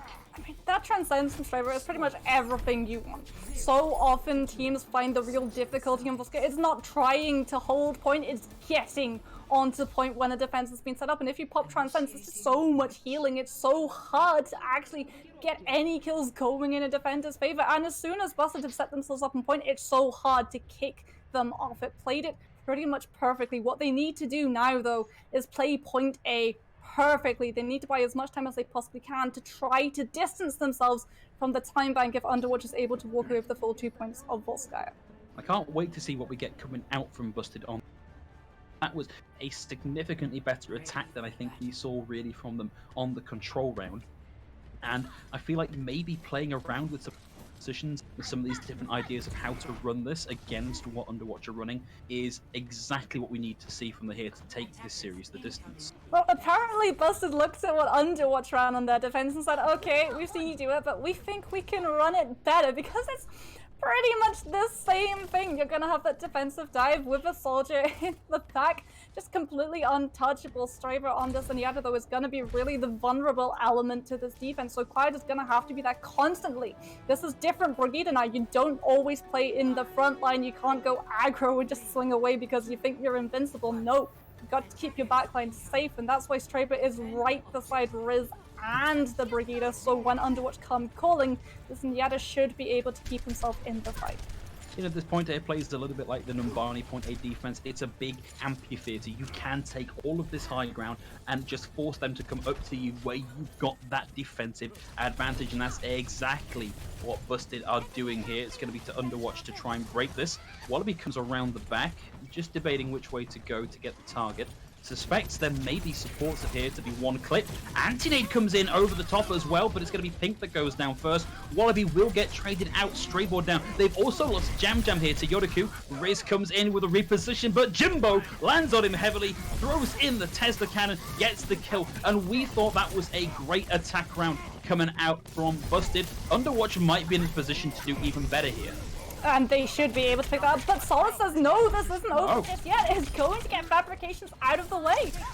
Oh no, Big Stick gets the monkey out of the fight. We saw Pink just valiantly go, do you know what? No, that's your problem to deal with, and back away, let him take the damage. Again, Solid splits the attention, knows that Underwatch are going to be coming in with a Winston, with an Ana, and decides, okay, we can afford to give up a little bit of space on point, and goes for really the profit, what actually matters, and having that attention split actually allows Busted to get that defense continuously going, but Fabrications gets the revenge pick. Underwatch green signs are go. That's right, they're in the 5v6. Now they can just afford that extra little bit of aggression. We're going to see Pink stay in the back line here. Dive does not quite complete there from Dimir, but he will have the ultimate. Wallaby takes Cloud out of the equation, and you've got to put this down to maybe a lost team fight. Very difficult to come back from this. Pink, dive by the Winston, hits the sleep, secures the kill onto Dimir. Maya gets Streebor out of the fight, and now it's down to Riz on the high ground to be taken out of the fight. That is a slower cap time than we saw for Busted, but Underwatch still did that masterfully. And that is the primal rage that you want back if you're on the side of Busted. That could have been used to try to keep Underwatch at bay, because they're going to be coming into B with so many ultimates available, and already an early pick. Solus gets a little bit too big for the bridges and fabrications. Cuts them down to size with an arrow straight through the head. Underwatch, they know that they can try to push it on this. That's why they're popping Rally. They want to take B now. Here comes the rally. It's a 300 HP Tracer, everybody's worst nightmare. The Dragon comes out from Fabrications as well. Seems to have gone a little bit high. Doesn't catch anybody. Maybe force somebody down off the high ground. Wallaby with the pulse bomb in the background. Can't find the stick, and the supports duck out of the way of that. It's going to be up to Jimbo to try and juggle them off the point. Riz being punished now by Wallaby, but 2 kills coming out from Jambe. Wallaby will get Solace, but having lost 2 members already, one of those your main support, you really don't want to be in this fight too much longer unless you are just looking for ultimate charge. I mean, you want to talk about ultimates? Let's talk about ultimate economy, Phil. What was that fight? Underwatch, you had so much to play with. A little bit of restraint maybe is necessary because you just threw in 5 ultimates and found 1 tick. Literally only 1 tick, and now you're going to be trying to build up to the next couple of ultimates with Busted. It's going to be circling around with ultimate economy of their own. Riz is actually onto the Torbjorn, and I love this. It's going to discourage Wallaby from going for these flanks, and it's going to allow so much survivability. Suddenly Cloud doesn't have to worry about keeping his backline safe. That turret is going to do his job for him. Well, we did just see Busted give up a tick uncontested for basically nothing. This is a great start for Underwatch. Pulse bomb from Solus, who will get Yoriku out of the fight, and Riz is still on the high ground, going toe-to-toes with Fabrication. Fabrications takes the turret down. Here is the self-destruct from Mia. Too many corners to hide around for Busted. They get out of the way of that, and in the meantime, Solus and Riz, their DPS line from Busted, are going to go toe-to-toe and come up trumps, taking Wallaby and Fabrications out of the fight. This is a very good defense. They've already got a better timer. But this is already a better fight for Underwatch. They've been so restrained. They knew as soon as the pick started going against them that they needed to keep a hold of those ultimates. And now they can come in for this next proper push. They're going to have so much to play around with. They just need to bait out Straver's sound barrier before they put that Dragon Strike on through.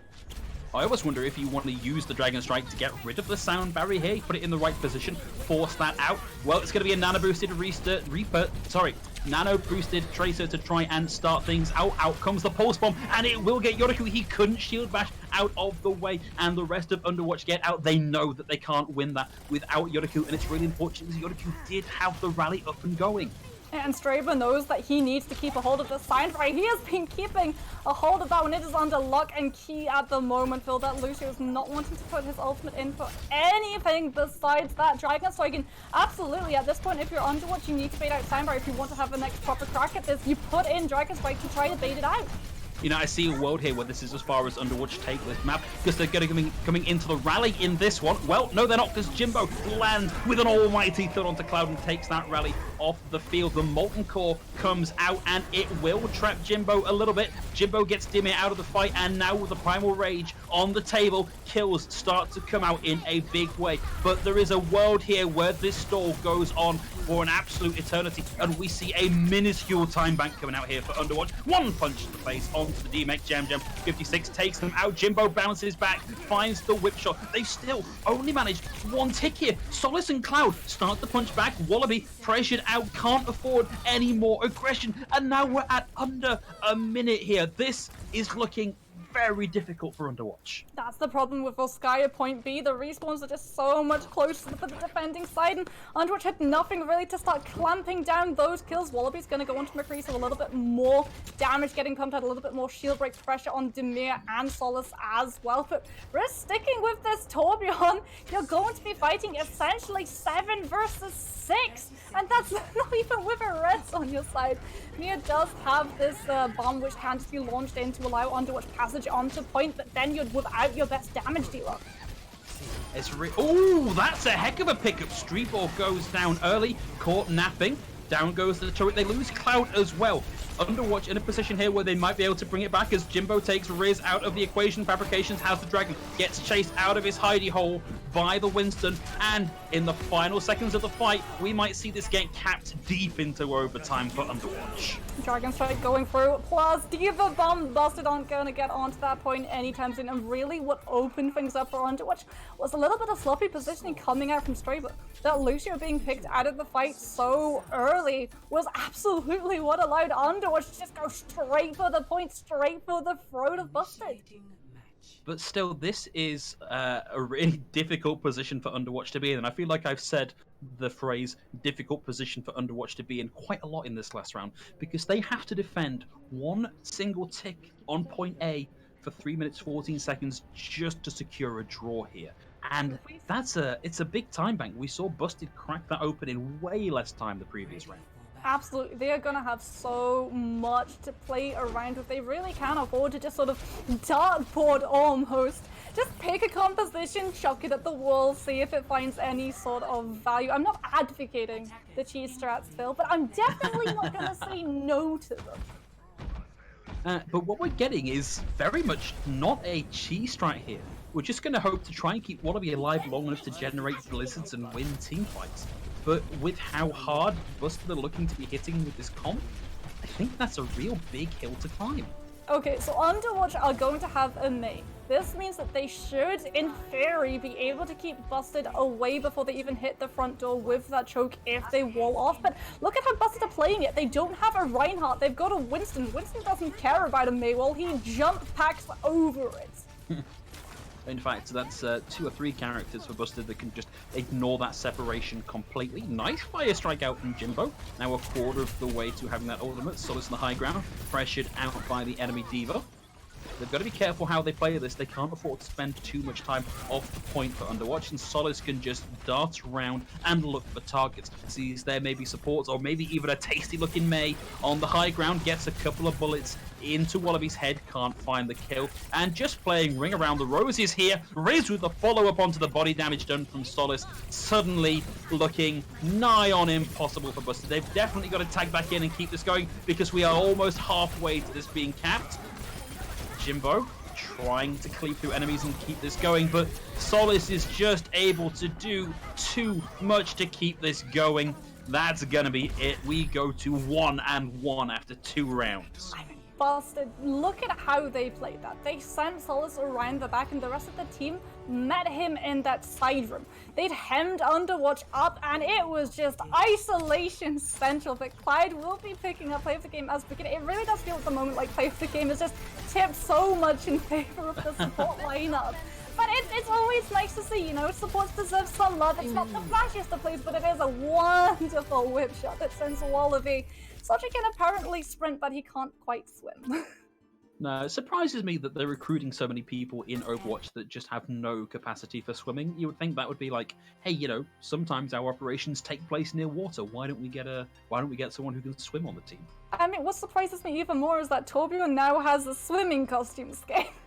And complete with inflatable hammer, and yet he still can't actually paddle through the water. But honestly, Busted looked so strong in this guy. We really do have to talk about how they were able to work through both point A and point B in very quick speeds. And a lot of that, I think, was Underwatch just didn't really take advantage of the things that the map allows you. Trying to hold on to that high ground, a lot of players go for that play, but when you've got a mate, even if there's a Winston, you can at least try to wall off the back line to prevent that sustainability from getting pumped out onto the front line when it jumps into your face, but they do nothing. They pull back into the side room and they just sentence themselves to slow, agonizing death.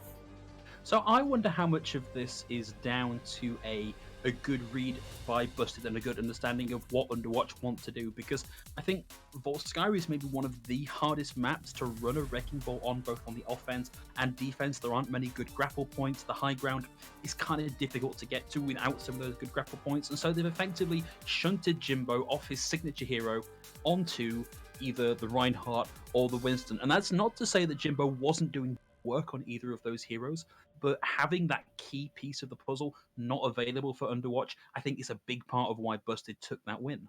Yeah, but Underwatch, it seems, look as if they want to move away from the Wrecking Ball strategy, because if we are actually going to be going to King's Row, well, you talk about how Volskaya isn't really fitting for Wrecking Ball gameplay. King's Row isn't really either, not until you hit point C, which is where the Wrecking Ball really does get to shine. Point A, yes, he can provide a lot of chaos if he goes into the little bit of a back angle, goes for that back line and tries to draw a little bit of attention, allowing the rest of his team to set up on point. But it is so hard to survive as a Wrecking Ball when there are just so many places that really don't allow for your mobility. There are so many corners on that point A. Yes, there's high ground that you can try to cling on to, but there's just as much low ground spaces that your opponents are going to be ready and waiting for you to drop into them and embrace you with so much CC. But here's the thing, Underwatch have the pick of the map. They lost the last round, and so they get to pick where we go next. So clearly they've got a game plan for this that either involves putting Jimbo on the wrecking ball in a suboptimal map setup, or they think they can make something work. I think we're very likely to see more Reinhardt from Jimbo here, and I do wonder if maybe we'll see Maya swap onto the Zarya here, because it is that classic matchup. And if you can support your Zarya, you have a huge amount of damage potential. Not only that, but Graviton just is an absolute landmine in the face of Ultimate Economy. Suddenly, you have to save a sound barrier, not just for a Blizzard, but also a Graviton, and that puts Lucius in such a dicey, tricky position, because they are left scratching their heads. What's going to be more impactful? What should I save my ultimate for? And in those moments, they panic. Sometimes Sidebar gets used when it really shouldn't, and a team like Underwatch should absolutely be able to capitalize on such a heavy, impactful ultimate being used at the wrong time. Well, we're going to be seeing Underwatch coming out on the defense first, and that's a tick for me on the prediction box. Maya coming out on the Zarya here. So this is going to be a very high sustained composition, particularly with Wallaby there to provide walls. We've got a really disturbing view. I don't know if you guys are live on screen yet, but yeah, we do have a close-up of this creepy eyeless child that has completely thrown me off my analytical. They see into your soul. Oh, that's what that was. I wondered what that tickling sensation was. No, we work in esports. You know, everybody knows. We don't have souls. We sold them all. Wallaby on this May is going to be a real problem for Buster to try to get through this choke, but it looks... I'm not going to talk about it until they actually come out of spawn with it, but if there's one way you want to negate getting through a choke, it's absolutely a Symmetra teleporter. I'm just going to teleport up onto the high ground, negate choke entirely, and choke below. Well, unfortunately, it does mean there is only one place you can stick your head out of to get this rotation. And Fabrications had that predict. Beautiful, just spammed in the Sonic Arrow and got the kill. Rock will come out from Jam Jam, but not so much effect. Fabrications really did a good job to stop that aggression and somehow found solace there. Jeez. I mean, you saw that the Sigma Shield Jam Jam actually moved it slightly away from the team, and Solid Speakers had just a little bit too early, maybe a little bit of miscommunication going, but that miscommunication is meaning that Busted are now without two of their members, and you can see Wallaby waiting with that wall, gonna be trying to keep that separation going, self-isolation in full effect. Oh, well, didn't quite connect in the way they might like, and the answering was out from Riz, which allows the rest of Busted to make this rotation onto the high ground. It's very easily telegraphed, but now Underwatch have the low ground. That's a big advantage over to Busted. Wall comes out, stops the complete rotation coming through. Might have to wait a little while for that. Luckily, they can't capitalize on that with the damage. Yeah, but Fabrications might soon be able to capitalize on all of the damage he's been outputting. He's really close to Dragons. Busted are gonna have to watch out for it. So it's 62% and climbing. And now we've got position on the point. Very nearly want it given over for free there. The freeze comes through onto Jimbo. Pink goes down, and Busted making an argument for being the top dog in this fight. They should be able to cap this point. Fabrications is trying to put a little bit of pressure into the back, but unfortunately not able to connect the arrow. And instead, Solace! Oh no! Fabrications, who has now staggered himself out. That was Underwatch's win condition. They needed that dragon to try to crack this next fight open to keep Busted away, and Busted are just going to be swarming all of Street Space. They know they cannot allow Underwatch the luxury of trying to set up a proper defense, not when there's going to be a Grav Dragon combo coming their way soon. Busted really looking like their engines are properly revved up and warm in their opening round this evening, making a very strong first offense.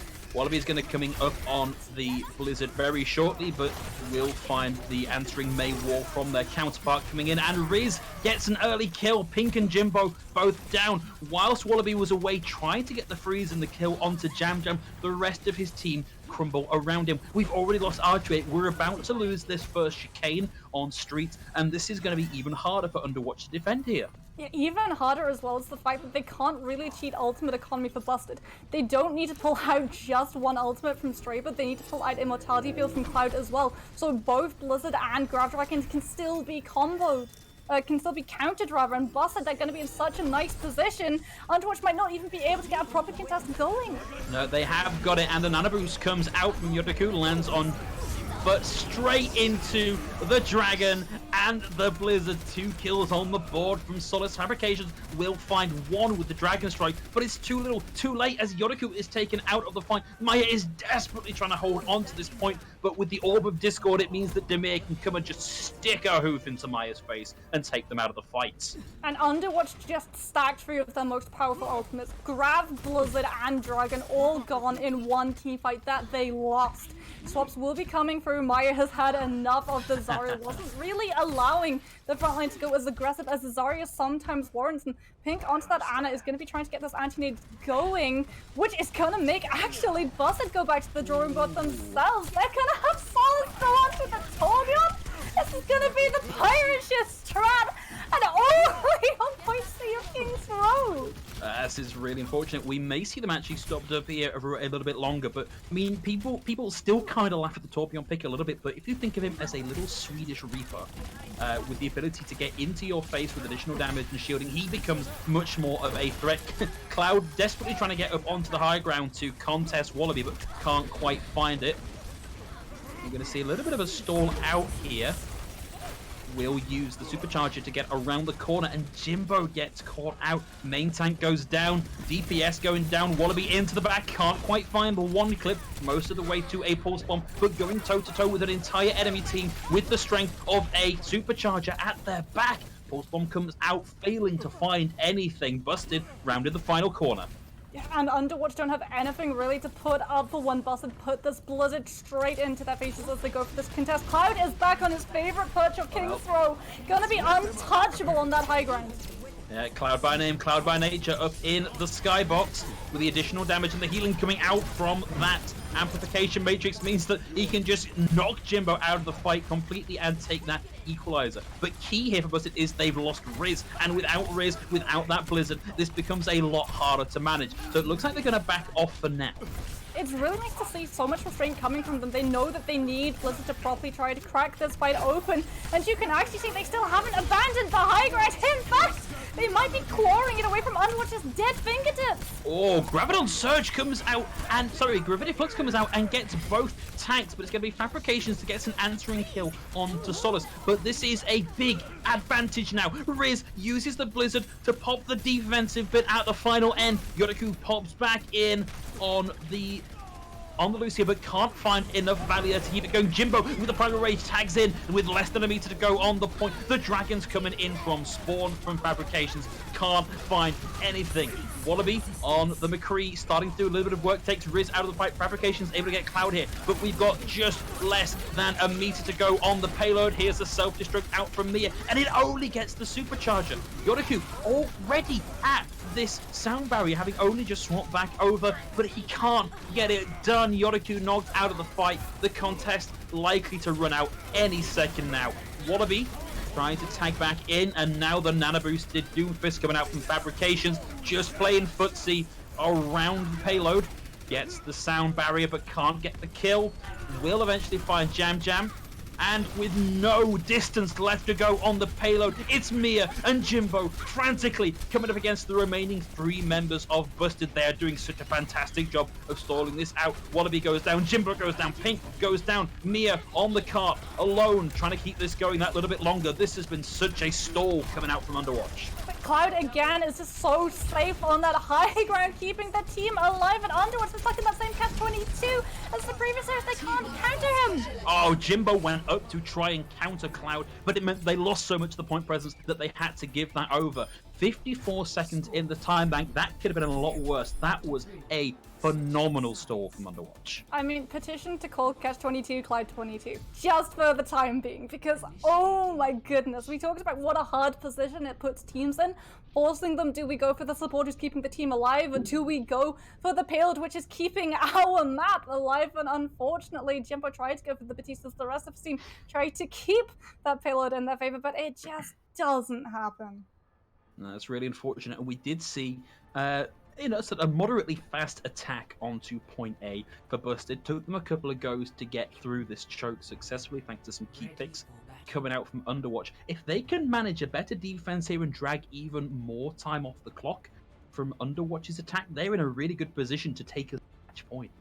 What Busted need to do is not lose anyone early to fabrications. So much time was starved off their bank because of those hands, those spam arrows finding picks. You cannot peek the sniper, not the Hanzo, not the Widowmaker, and especially not on King's Road. The sight lines, they're just sniper stretch. Every time you peek your head out a little bit too early, it will be taken clean straight off and busted. Well, they're not going to be peeking really. They're going to have double shielding, and Riz again on this Torb, on this miniature Reaper that you like to call him, is going to really force Underwatch to be under quite some difficulty when they try to press acceleration. That's right, and good high ground presence here already from Busted. Solace with the reposition to get this angle as we see Underwatch try and rotate through Hotel, but a beautiful wall out from Wallaby forces the rotation once again. Luckily, not too far to go if you're a bionically engineered super soldier.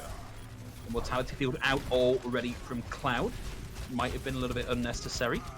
But Solace is going to find Jimbo. That's the first pick of the fight. Mail with the equalizer. So even Stevens, but main tank down for Underwatch. And that's maybe not who you want to lose, because you can't hide behind his shield. And Maya and Wallaby are going to get picked here. That's going to be back to spawn for Underwatch. But there's one thing that Underwatch can keep in mind. Straber is on the Brigida, so no Transcendence, which means you can try to play this. The Blizzard, the Graviton, the Dragon Strike force Cloud into a position where he has to commit Immortality Field, but you cannot stack the three. We saw on point B when they tried to go for the contest, they put all three in at the same time. That is not the moment that you need to do. You need to play it safe. You put one in, bull out the Immortality Field, and then put the other in. But as it is, Mutus has not been able to do as much as Fabrications, who's going to hit the Dragon Strike far earlier than the grabs available. Oh, I like this. They spotted that the Torbjorn was a real threat with the additional armor that he can provide to himself and the additional damage from the Molten Core that he was closing up on, and they chase him down. And now with that one pick advantage, it's potential here for a rout.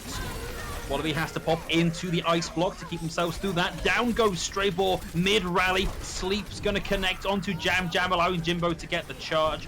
Nano boost online, and we are going to see the remainder of Underwatch start to press in. Can't quite get the separation onto Solace, but certainly ready to try. Oh, did get the turret at the very least, but ready to keep this contest going by pushing up. I mean, that's the reality that Underwatch is running, that the composition, the difference between the two. Underwatch thrives when they're in that close quarters, whereas Busted need to keep this as far as distance as possible because they have the advantage when it comes to poke. So Underwatch, the real problem that they're going to have is trying to get into this next fight without losing anyone. Early Mir is getting so close to that Graviton. Wallaby already has the Blizzard and Fabrications, that Dragon Strike. They just need to play this right, though. That Immortality Field needs to come out, and then Underwatch can move in for the kill.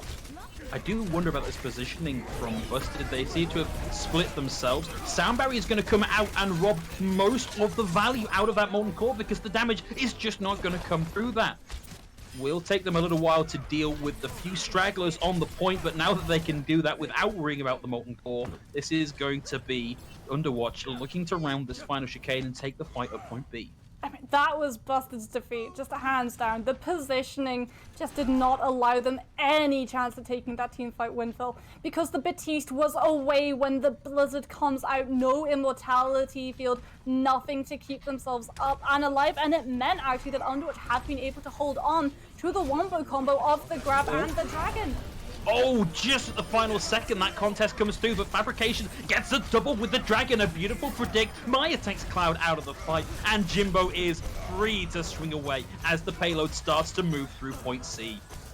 Oh, and Underwatch, they kept a hold of the grab as well. Fabrications reads it perfectly. You don't need to put the grab in because you know that all of Busted are gonna be grabbed up pretty much themselves by their own hands around Amplification Matrix. Now Underwatch can spiral this next fight into their favor with that ultimate.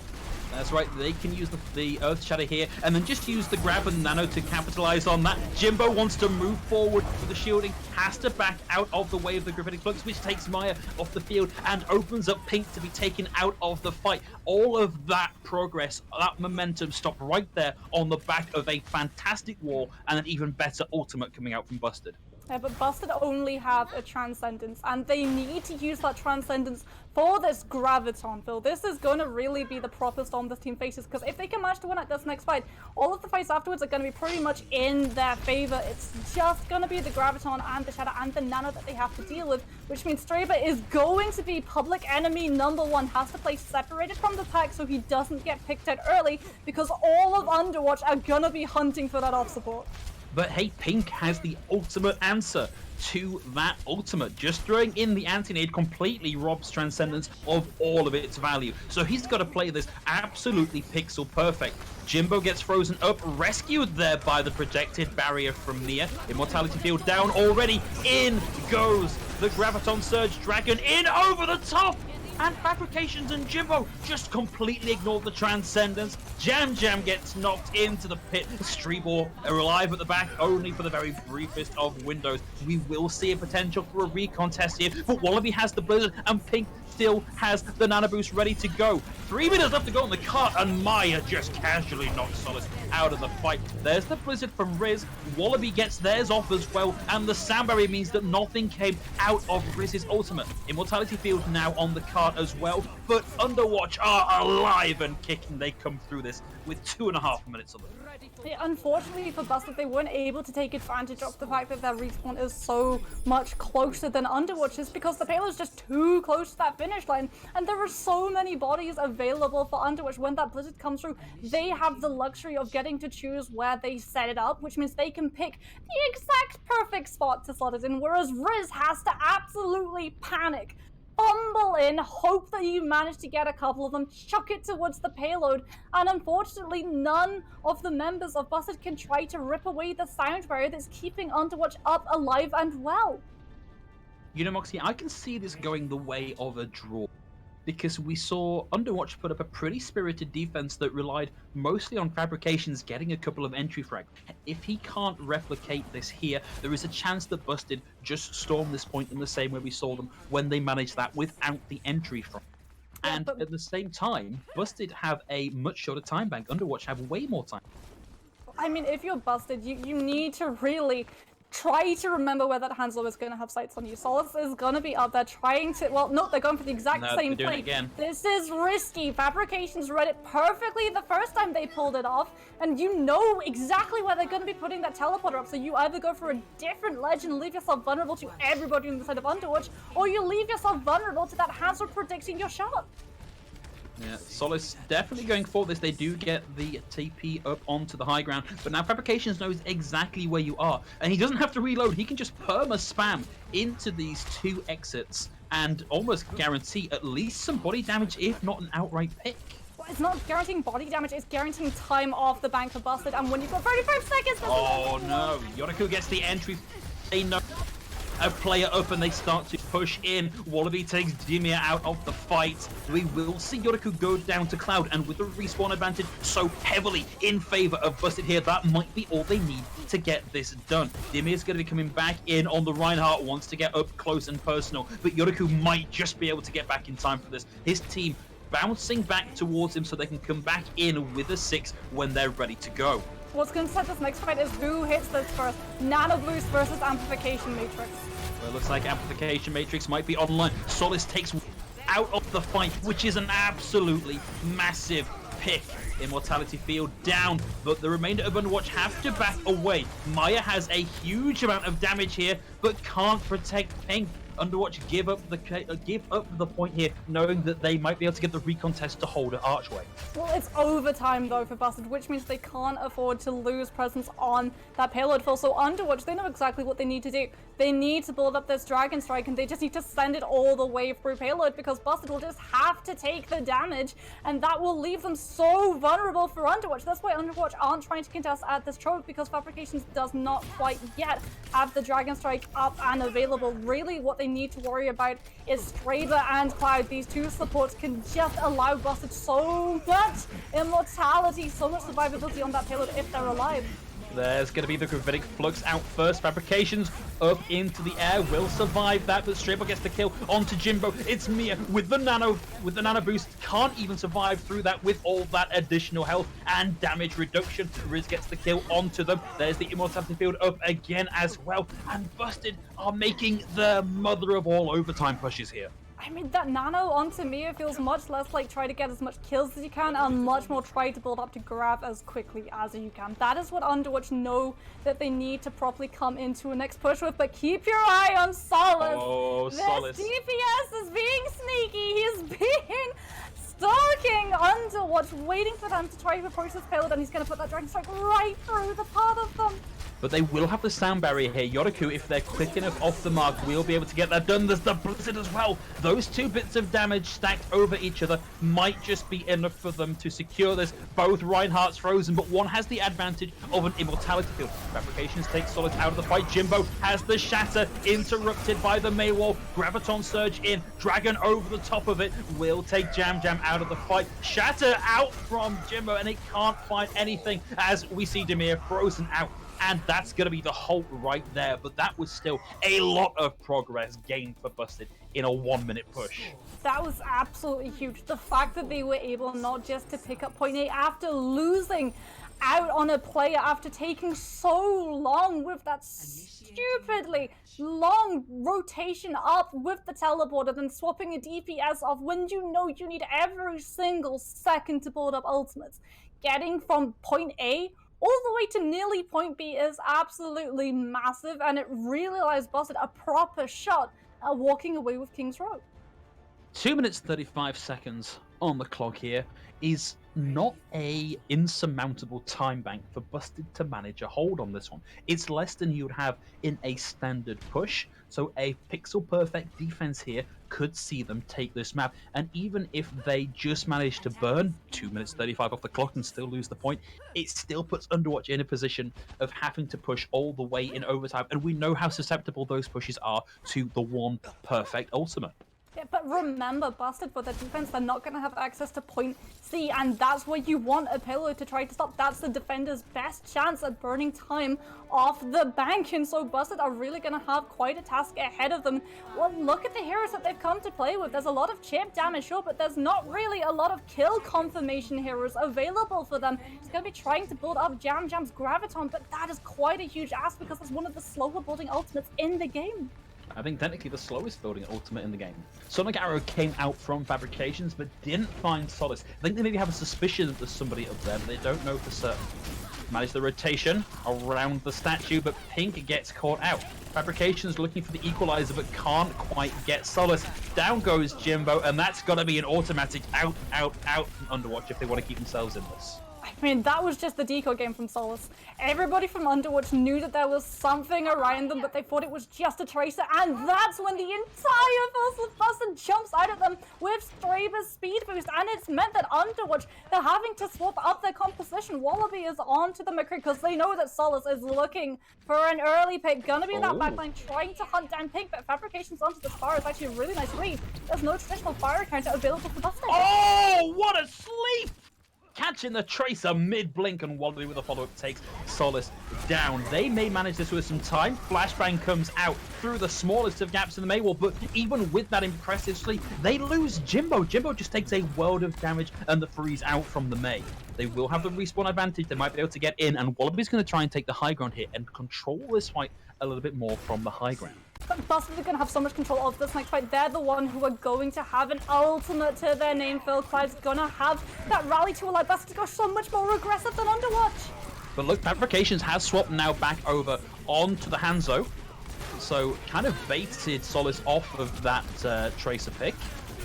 We're going to see the rally come out, and suddenly this is a lot harder for Wallaby to try and get kills through all that additional armor. We'll have the high noon, pops it, finds at least one with it. Looking really good now for Underwatch. They've got to clear one more off the payload, and they're actually going to get a bit of time outside of overtime to move this cart forward. But it was a little bit of overcommitment though. Maya put in the Graviton after you'd already won a team fight. Think about what they just used. so many ultimates, and now you're going to be heading into an overtime fight. Not at the moment, sure, but pretty soon. And you need to start winning fights like one ultimate at a time if you want to get that payload anywhere near where it needs to end up, because Busted can just sit on this graviton. They can hold it over Underwatch's head like a guillotine waiting to drop on them for when overtime counter hits. Two big space control ultimates on the board for Busted. Either one of those could put pay to the dream of a win on King's Row for Underwatch. Jam might not have the energy they would like to follow up on this, but you'll take the kills you can get. Pink uses the nano boost, goes in onto Jimbo, who manages a hefty 2 kills. Fabrications with the third, and Yodaku gets Cloud. Jimbo still up and swinging, going to aggress forward. Try and get this exit frag onto Solis, will get it, but they lose Yodaku. Has to come back to the payload, knows that he can't stay up there with only 3 on the cart. Wallaby's going to coming back in on the Reaper. This is very, very tentative stuff for Underwatch. Keep your eye on Yodaku. This Lucio is going to be the make and oh lordy, break. where's the contest? Where's the contest? There's no contest. They need to start coming in, but they've got the graviton, but they need to slot it in. They will do it in the final few seconds. The graviton over the top of the Blizzard, but the sound barrier is there to keep them through it. Solis finds the double with the high noon. Jimbo goes down to Demir. Strable gets Wallaby out of the fight. Yodaku goes down, and that is going to be it. So close to that golden box of victory. Less than a meter on the payload, and Busted win it out, taking us to match point 2-1 in the series. And Cloud picking up play of the game, I believe for the second time. With Brigida really was actually able to do so much for the team. Getting that rally online, the first ultimate on the board, really allowed Busted to build up ultimates. And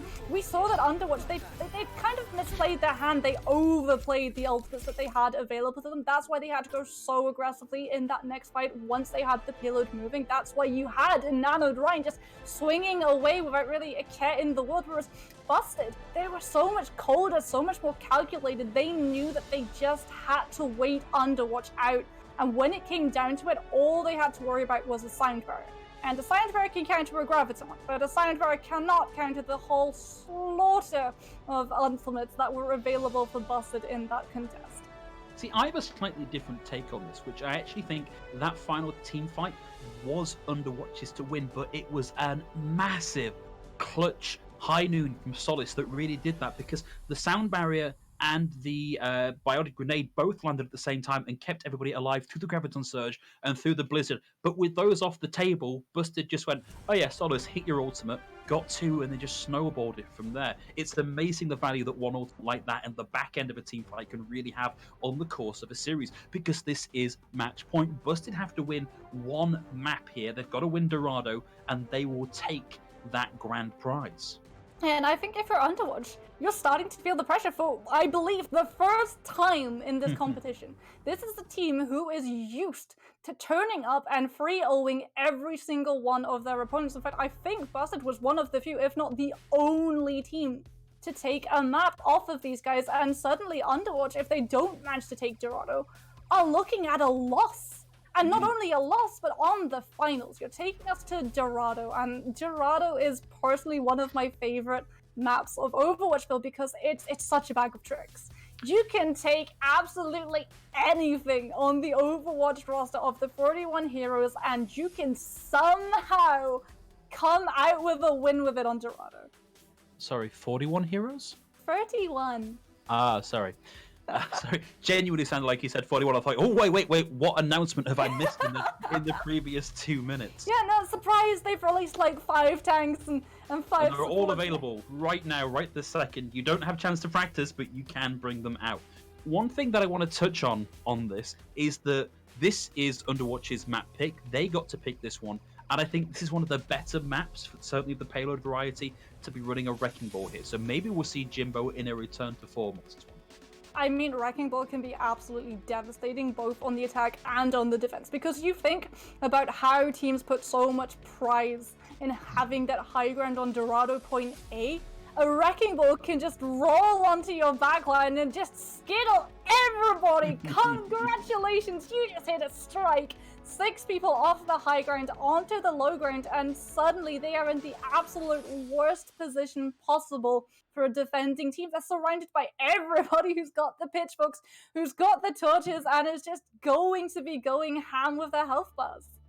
Do you know, I'm surprised by the performance we've seen from Busted. They did put up a very good showing against Paladins, but they have already been knocked out of this tournament once by Underwatch. So they've clearly, as we suggested they needed to do at the start, gone away and done their homework. They know what to do to pick apart Underwatch. And that's really what I love to see is teams over the course of a tournament like this coming up with that evolution, with that step change in performance that we talk about so much. So I'm really looking forward to seeing if Busted can take this the distance on this final map. Even if they can't, we will have one more map after this, and I'm not willing to count them out just yet. Absolutely. Honestly, I hope that we get to go the distance. There is nothing I adore more in Overwatch than going down to that tooth and nail where you don't know who's gonna come out on top, and it is that 5-mapper. But Busted, they've been doing such a grand job, really, of taking all of the stuff that Underwatch threw at them, and you look at how they performed on the first map. They struggled, Phil. They really struggled to find anything on Ilios, and then you look at them in the maps afterwards. They have come alive, and it is such a joy to get to see both of these teams at their full potential, coming off of some really amazing moments, and it's gonna be a joy for me to watch, perhaps a little bit trauma-inducing for you to watch if Busted are going to be sticking with this, because it's the pharmacy. And not only that, if they stick with this, it's the new pharmacy, and it's less, oh, congratulations, you managed a skill shot, and it's much more, congratulations, you spammed a choke for 20 seconds straight. Yeah, I always like it when they make it so that a hero is slightly less skill play. That's always a real positive for me. We're going to have a dive defense. Though, is that Riz might not be sticking on it for so long, because Fabrications is going to have a beautiful sightline straight onto Riz's visor if they decide to actually try to boost out of the spawn door. Yeah, Fabrications, Yodaku, and Wallaby, all significant threats to the vitality and the viability of that Pharah here. A little attempt at a dive there out from Jam Jam, took too much damage and elected to come out of that instead. It's going to be an interesting approach between the Tracer and the Pharah here, just about angles of attack. Fabrications gets the first pick of the game, Stray Ball going down, but we lose Jimbo almost immediately afterwards, which is arguably advantage here given over to Busted because that respawn is so heavily in their favor. And now Wallaby will find Solace, but there is a lot of damage being thrown in by Riz. That is an incredibly early dragon out from Wallaby. Yodaku gets the D-Mech onto Jam Jam, but this fight is happening a long way from the cart, which is what you want. This is basically free payload progress. I mean, at the moment, though, Busted have to be so careful because look at the supports they're running. Mercy and Brigitte, they can't afford to go for the sustainability slugfest. They've got to take this cautiously, and when you're running dive, cautiously is not something you associate it with. No, Fabrications putting a lot of pressure onto the Pharah, helped, of course, by Maya on the Diva. There's that headshot. Dink you love to hear. Maya gets the drive-by onto Streebor.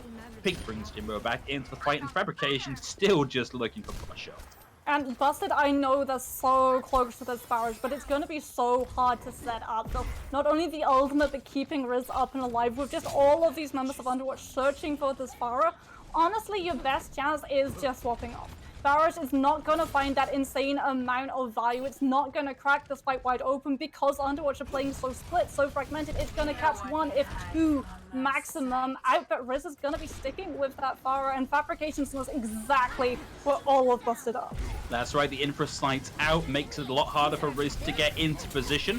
Here's the supercharger. Maya couldn't quite find the safety of the Winston bubble, but Fabrication takes Riz out of the fight, so that is 1-1 for supports, for DPS even. Maya gets the rundown once more on Streamer, finishing them off with the micro missiles, but gets stuck, able to get out that huge HP pool. Somewhat advantageous there. Now D-Max going up against the enemy. Jam Jam on the Diva.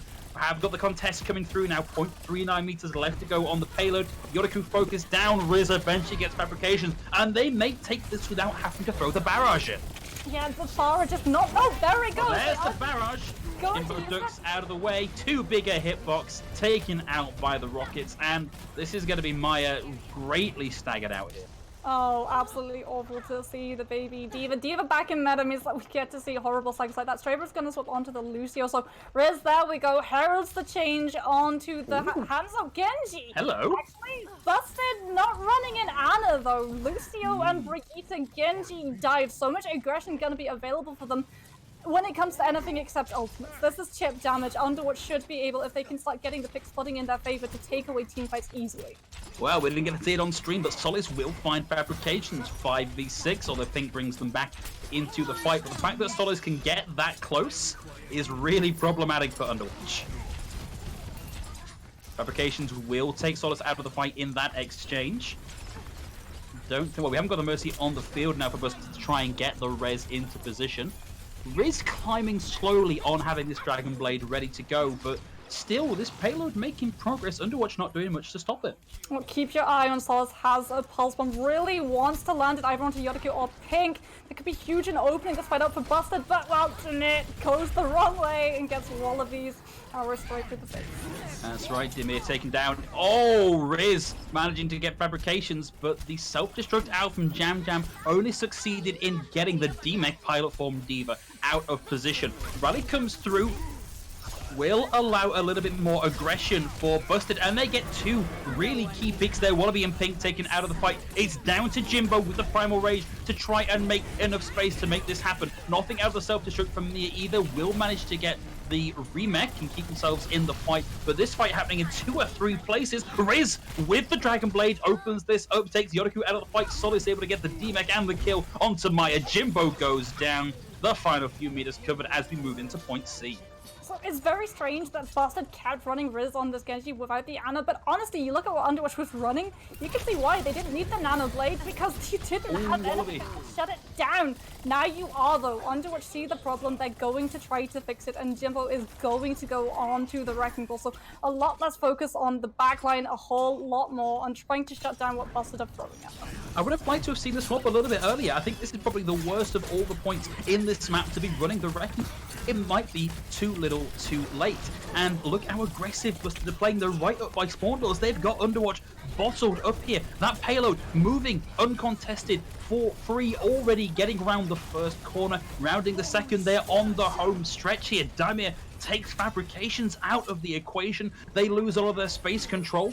It's going to be down to Wallaby to try and keep this stalled out. The pulse bomb comes out, doesn't find anything, but Maya on the hog will take Riz out of the fight. Pink on the brig now finds Cloud as well. They may manage to hold here, but there's a lot of point presence already for Busted.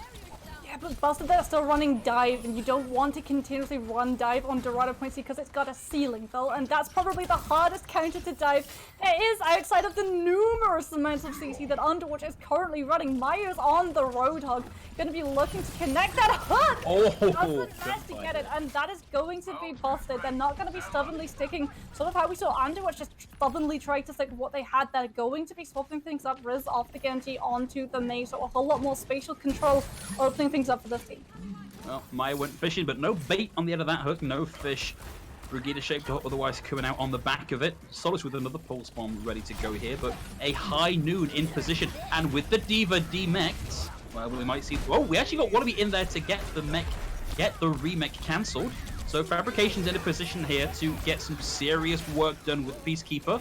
Riz the swap over onto the Mei, looking to get something done with it, but falling very low. The anti-healing keeping them very heavily pressured. Fabrication still has the high ground, but can't find a useful angle for this high noon. Mai with the whole hog's going to take Dima out of the fight, and that's going to be the hold.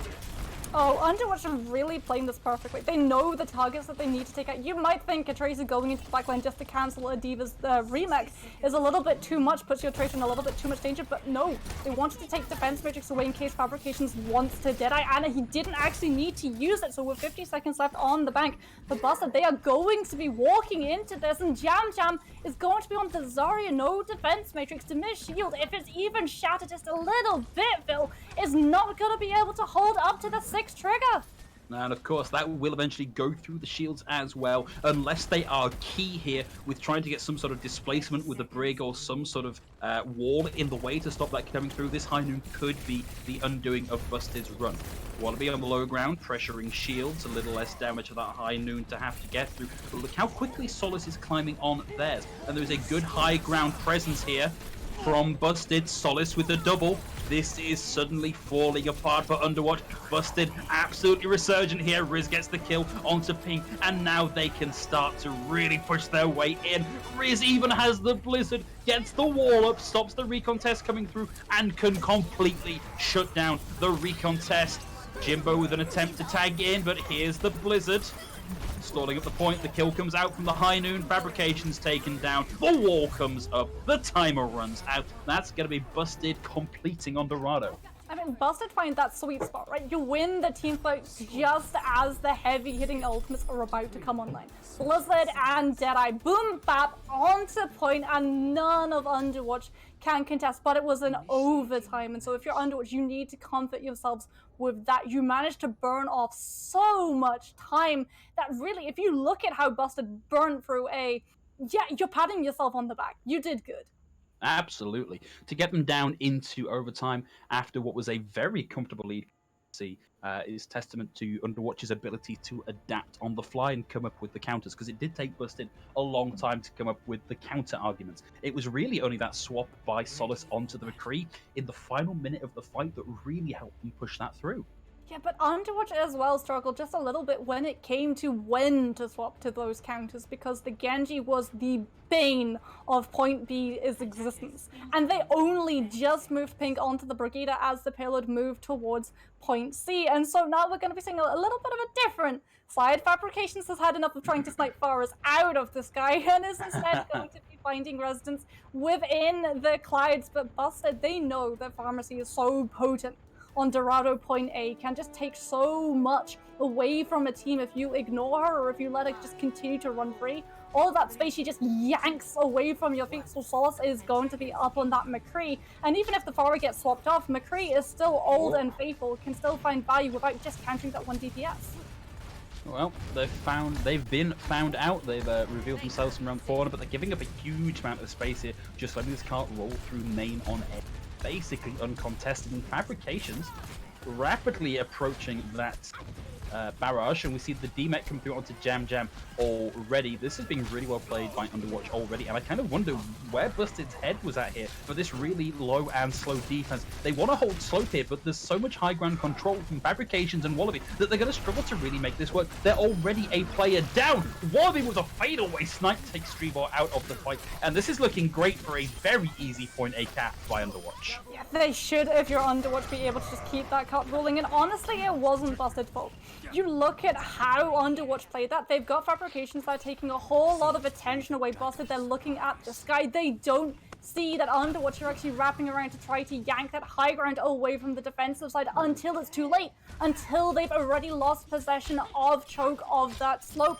And they've lost possession already of the Point B high ground! Jeez, this is... Wallaby's going to get run down here, but honestly, when you look at how much space they've taken and what a back foot Busted are on already, you kind of take those, especially when you consider that Wallaby is going to get raised by Hook. Raised back up by Pink. Pink dives into the back and brings them back into the fight. Is now back on board with Fabrications, who has the barrage ready to go. That sound you heard was the sleep coming out from Cloud. Doesn't have to worry about that anymore. The D-Mech is going to come through onto Jam Jam. Suddenly, there are no counters to this barrage if it's put in the right place. Yeah, Busted, you just need to dive fast. You've got the Blizzard, but you need to lose this next fight without allowing that payload free roam. Oh no! And they're staggering themselves out. This is really unfortunate. Riz dying with the Blizzard there is a big problem, because this is going to be a fight in Courtyard, and Pink is able to bring Wallaby back into the fight, even with that exit frag. And just look at what Underwatch have to play with.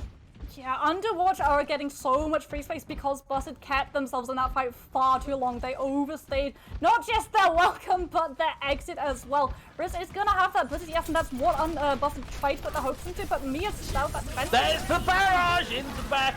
Will gets done out of it, gets the D-Mech, but takes himself out of the fight. Pink, I think, has the raise here to bring them back in, and Pink actually gets the kill there with the fist onto Jam Jam. Jimbo gets Cloud. They might not need the raise here. It's just the nano-boosted Reinhardt. But Solace in the back with the high noon looks for targets. Can't get enough damage through onto Jim before getting displaced. But Wallaby's going to go down here as well. Here comes the sound barrier.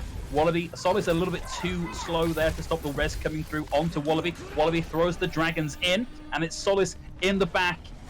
trying to get into position to do something about this, but with the swaps coming through and the respawns coming through from Busted, what looked like a lost team fight for them suddenly solidifies into a really powerful hold. And they've still got Blizzard as well. Underwatch don't want to commit properly. They don't want to group up because they know they have nothing outside of Defense Matrix to try to keep themselves alive if they get caught out in it. Busted playing it pretty perfectly.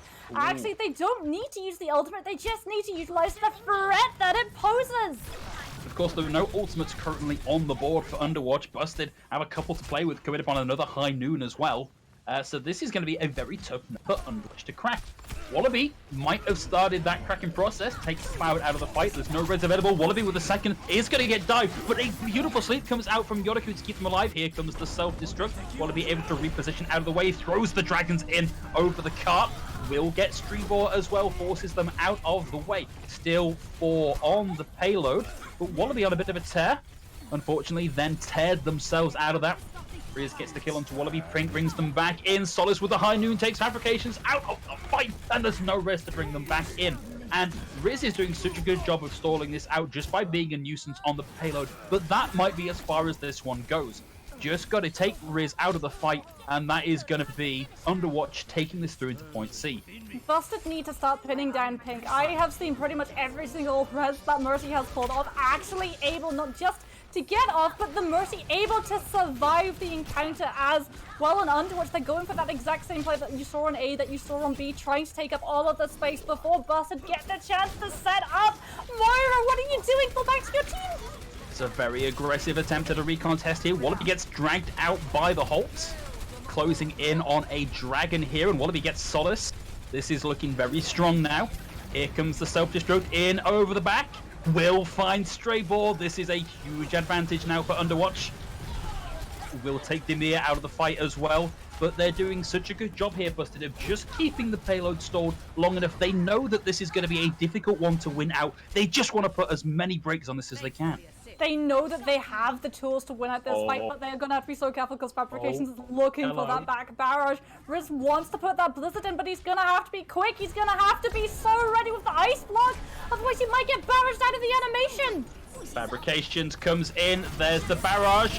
It finds a lot of masonry instead, and Fabrications got nothing out of it.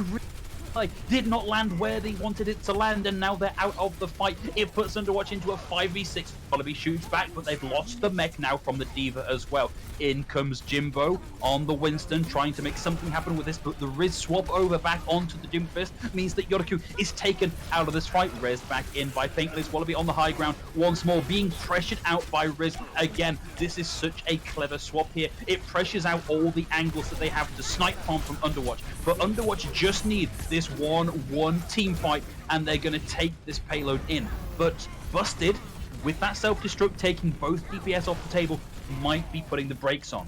Underwatch need to swap off this Pharah. You are not going to find value with Pharah on points. You can spam all you want, but it's so clear everywhere you bust up from, everywhere you try to come in, and that's why we're going to see swaps finally coming through. It's not going to be a brawl competition. It's not even the death bowl. Rather, they're going to try to bunker. They're going to try to force Busted away from the space that they're currently set up in by winning out the poke war, but they're going to be trying to fight a war that Busted already have so much more ammo provided for with ultimates pre-built up. That's right, here the combination of the amplification matrix and the high noon, you might not even need the high noon here. It provides so much space control that you can effectively just win this team fight by forcing the team back and burning time off the clock. We are now down at the 1 minute marker. No ults available for Underwatch, just the high noon available for Solace. This is going to be done mostly in the neutral. This is going to be done mostly whether which pick works off Straver or Pink. That's when you have so much damage coming out of Discord. Oh, Jam Jam on the high ground, just raining in the damage, but it's going to be Mia that gets the pick. Solace with the high noon on board is taken out of the fight. Nice big accretion from Jam Jam into the waiting face of Maya, but Jimbo takes Riz down and out. This may be a double overtime cap for these teams on Dorado. Maya takes Dimir out of the fight once again. Jam Jam is closing in on a Gravitic Flux. Once this hits overtime, that's a great tool to just completely remove the team from the cart. 17 seconds left to go on the clock, and we've got desperation picks coming in. Riz focused down incredibly quickly. Out comes the Blizzard to lock up the point. It won't stop Dimir getting in onto the cart, but Maya focuses them down. and we see Underwatch close with a full meaty 5 extra seconds in the time bank over Busted. And it was the difference, the Zenyatta versus the Brigitte, and Underwatch, they know the balance of both. That is why you see them suddenly go from, okay, we need to take this as a poke war damage, to we need to go into the front line. Because Brigitte is not a poke hero. She needs to be on the front line, she needs to be bashing, she needs to be hitting those targets to get Inspire up, right? Straber is a Zenyatta, and every single person who's played Zenyatta in the dive era will tell you, as soon as it gets to a close quarters fight, Zen becomes vulnerable. He becomes ultimate battery, and that's exactly what Underwatch do. They force the distance, they force Busted to push out of that separation, and as soon as it becomes the close quarters fight, it tips into their favor. Do you know the thing I've enjoyed seeing on this map is the compositions here have become a conversation between Underwatch and Busted. And you can see Underwatch here picking back up where that conversation ended with this double shield Mei Hanzo composition. And really the inflection in this question is the support line of Yoruku and Pink coming in on the Baptiste and the Zenyatta. It remains to be seen what Busted are going to fire back with, but I love that these teams are leaving an impression on each other. I mean, I love to see as well that Underwatch, there's so much thought going into this composition. Pink is obviously the weak link on that Zenyatta, but Wallaby's there on the Mei, Yoruku on the Bitty, so if he gets into trouble, he's going to have CC and an Immortality field to try to get himself into safety. The Fabrications just poking their head out of spawn, out of the wall even. Looking for a pick, can't find it just yet. Has a sneaking suspicion there's a Zenyatta down there in red. Now knows for definite there's a Zenyatta there in red. Mortality field out early. Oh, 2 very quick kills. Fabrications and Jimbo caught out in rotation and taken out. And the Mei wall absolutely decimates Mia and Wallaby. This is going to be Busted moving into the courtyard uncontested. And Underwatch are really going to struggle to make a decent fist of a recontest. Yeah, Underwatch, actually, I think that's the first time we've probably seen them struggle. Wallaby's wall lifted both the Sigma and the Orisa out of Yoruku's reach of Immortality field, allowing Busted to set up to get the kills going in their favor. Oh, that was a nice little footsie game there between the two Hanzos. It's going to be Solace that comes out on top, able to reposition and just fire in from the back line. Pink gets jammed down here, and we're now in overtime. Busted have to win this out here if they want any more progress on this carpet. Fabrications on a tear, takes out Demir, takes out Cloud. Immortality fields down, Wallaby gets stray ball, Pink gets Solace, and that is going to be all they row, a scant 0.58 meters from getting into point B. This could be where we see Underwatch take us to a level pegging in the series. Yeah, but you managed to push that payload through choke. And I think the biggest misplay that we saw on Busted's first defense of Dorado was that they gave up choke, albeit unwillingly. But now honestly though, you need to pretty much hold at slope. Yes, you want to get a little bit of damage going through, so you start off on the high ground, you try to hammer a little bit of DPS onto the shields of Underwatch, but almost immediately, as soon as you see that payload rounding the corner, you need to be pulling back. You need to be putting a Mei wall up to buy yourself as much time off that bank as you possibly can, because whoever hits an ultimate first is going to be walking away with the victory on Dorado. I kind of want to see a really aggressive hold, and I always like to see this hold on red, just because it guarantees you a second fight at the choke, which is where this got to. Even if you give up slope, you can usually burn so much time off the clock, but by the time you're in to your second recon test by the doorway, you've got a lot more chance at having that second fight. I mean, absolutely in some scenarios, but if Fabrication sticks with this Pharah, you want that high ground. You want to have the best line of sight possible when that Pharah comes out of the spawn room. And Busted, they're going to be going for that aggressive hold that you spoke of. I just worry that they're going to get split, that Underwatch are going to wrap half of them around that front, half of them around that back, and Busted are going to be trapped in the middle. Well, it's going to be down to Fabrications to do a lot of the heavy lifting, but this is already working out as Strebo gets the entry frag onto Pink, forcing Underwatch back into spawn. Now 50 seconds left on the clock. This is all going to be done in overtime. I think this is a genuinely fantastic play here from Busted. Absolutely the correct decision to hold as aggressively as possible. And look at Cloud's positioning. We like to talk about how this Batiste looks at his survivability, where he's going to be positioned again. So withdrawn from that fight. Well, Cloud gets forced off the high ground, but Riz, finding huge amounts of value, gets the freeze onto Jimbo. That's going to force them back in again, and now we've got 30 seconds on the clock. There are no ultimates to speak of for Underwatch because they are all dying so quickly. They really need to find something, but at the moment, Busted are just head and shoulders winning out these fights. They're going to have Amplification Matrix up as well. Yodaku might be able to scramble one together as that pillar finally rises the first corner, so Busted can afford to give up ground. Well, that May wall did a lot to separate out the team, but they just can't find the damage, make it pay dividends. But now we are deep into overtime. The second Underwatch get off the cart, they will be out of the running. Amplification Matrix out, walled off by the May wall. Gonna see Busted step out of the ways a little bit. Doesn't matter so much for them if they get out of the way of this. They're just waiting for one big key ultimate here. Riz is going to get stunned, and Strayball desperately, valiantly clinging on here to life, ready to get that sound barrier in position. But Maya gets the opening frag of this exchange, with Demir going down now. Yodaku takes a lot of damage, but will help secure the D-Med, and also Strayball taking pink out of the fight is huge here. But Underwatch finally starting to push back here. But this is great for Busted, because Busted are going to get at least one more pretty good fight at the doorway. Yeah, but Underwatch are going to have advantage when it comes to ultimates, because yes, both supports are going to have something to try to survive Blizzard, but a Transcendence next to a Soundfire, you take Transcendence. Soundfire can be stripped off, Transcendence cannot. And so Underwatch have a real shot at being able to push this the full distance, especially with 6 ultimates to their name. Where are Busted? Where are they? They need to get in and get this contest going. They dive in from the high ground, out Charger. You're going to see the Dragon come through, the Blizzard come through as well. Here's the sound barrier. Wallaby's going to get the opening frag. Dimir goes down. Here's Pink with the Transcendence. A beautiful predict on that Dragon Strike. Self-destruct comes out, and that is going to be it. Underwatch managed to tie up the series. It's 2-2. We're going to a map 5. No draws possible on the back of this one. It's going to be at most 3 rounds of control between one team. An absolute victory in the Newell Campus Clash 2020 spring season. And it's going to be another break. It's walking away. Well, we play of the game. How many times, though? How many? Steals Wallaby's kills as well. Look at that. A little bit of a touch onto everybody's kills guarantees you the play of the game as support now. It's almost a little bit depressing. It's like, okay, guys, we know we've not given you plays of the game for quite a while now, so you can have this one and that one just for having done a little bit of lifting. Thanks, guys. Not patronizing at all, dev team. They're just throwing breadcrumbs, breadcrumbs at all of the support means after we've read all of the patch notes, but I don't think we get thrown breadcrumbs today, Phil. Sadly we get thrown loaves of bread. We get to go the full distance, and I am on the edge of my seat. I adore this match. This is probably one of my favorite moments to cast Overwatch of in probably the last year. Most definitely, because these teams, you said it yourself, it's become a conversation.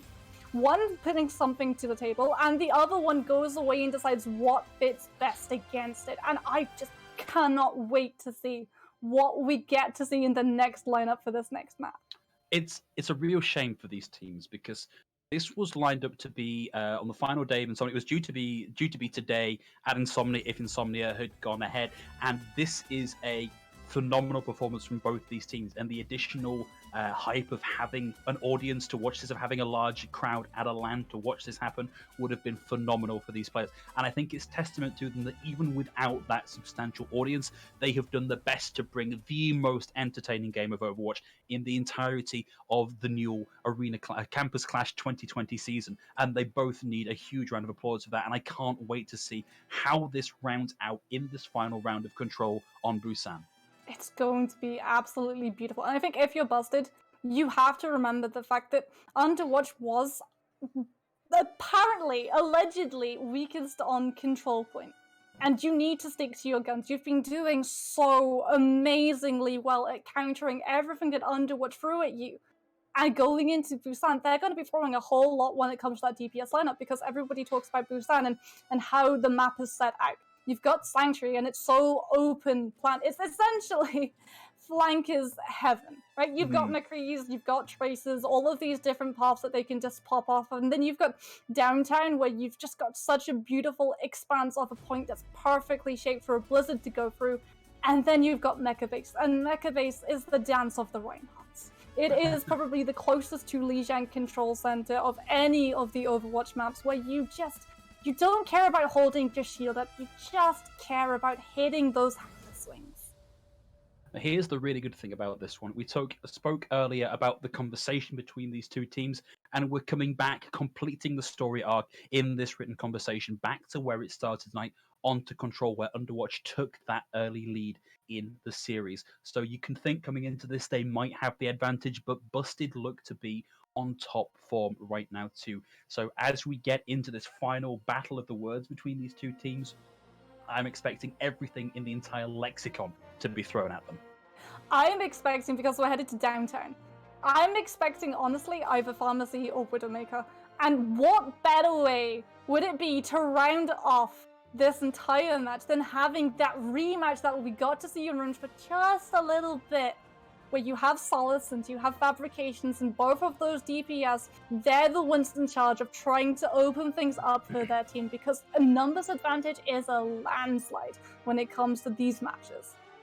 It's very easy to look at the opening frag and say, okay, we lost a player, that's it, back out. But both of these teams are playing with such tenacity here that they will try and get that pushback and get the equalizer kill. And we've seen them manage to do that in team fights all across the games today. So expect this to come right down to the wire with every inch of progress fought for. Oh yeah, I think the bloodiest teamfight that we are going to see on this map is the first one. Because we talked about this a little bit before the cast properly began. When you have control point, it is normally 99% of the time one and done by that first teamfight. Whoever picks up control point first is at such a huge advantage when it comes to the entirety of the match.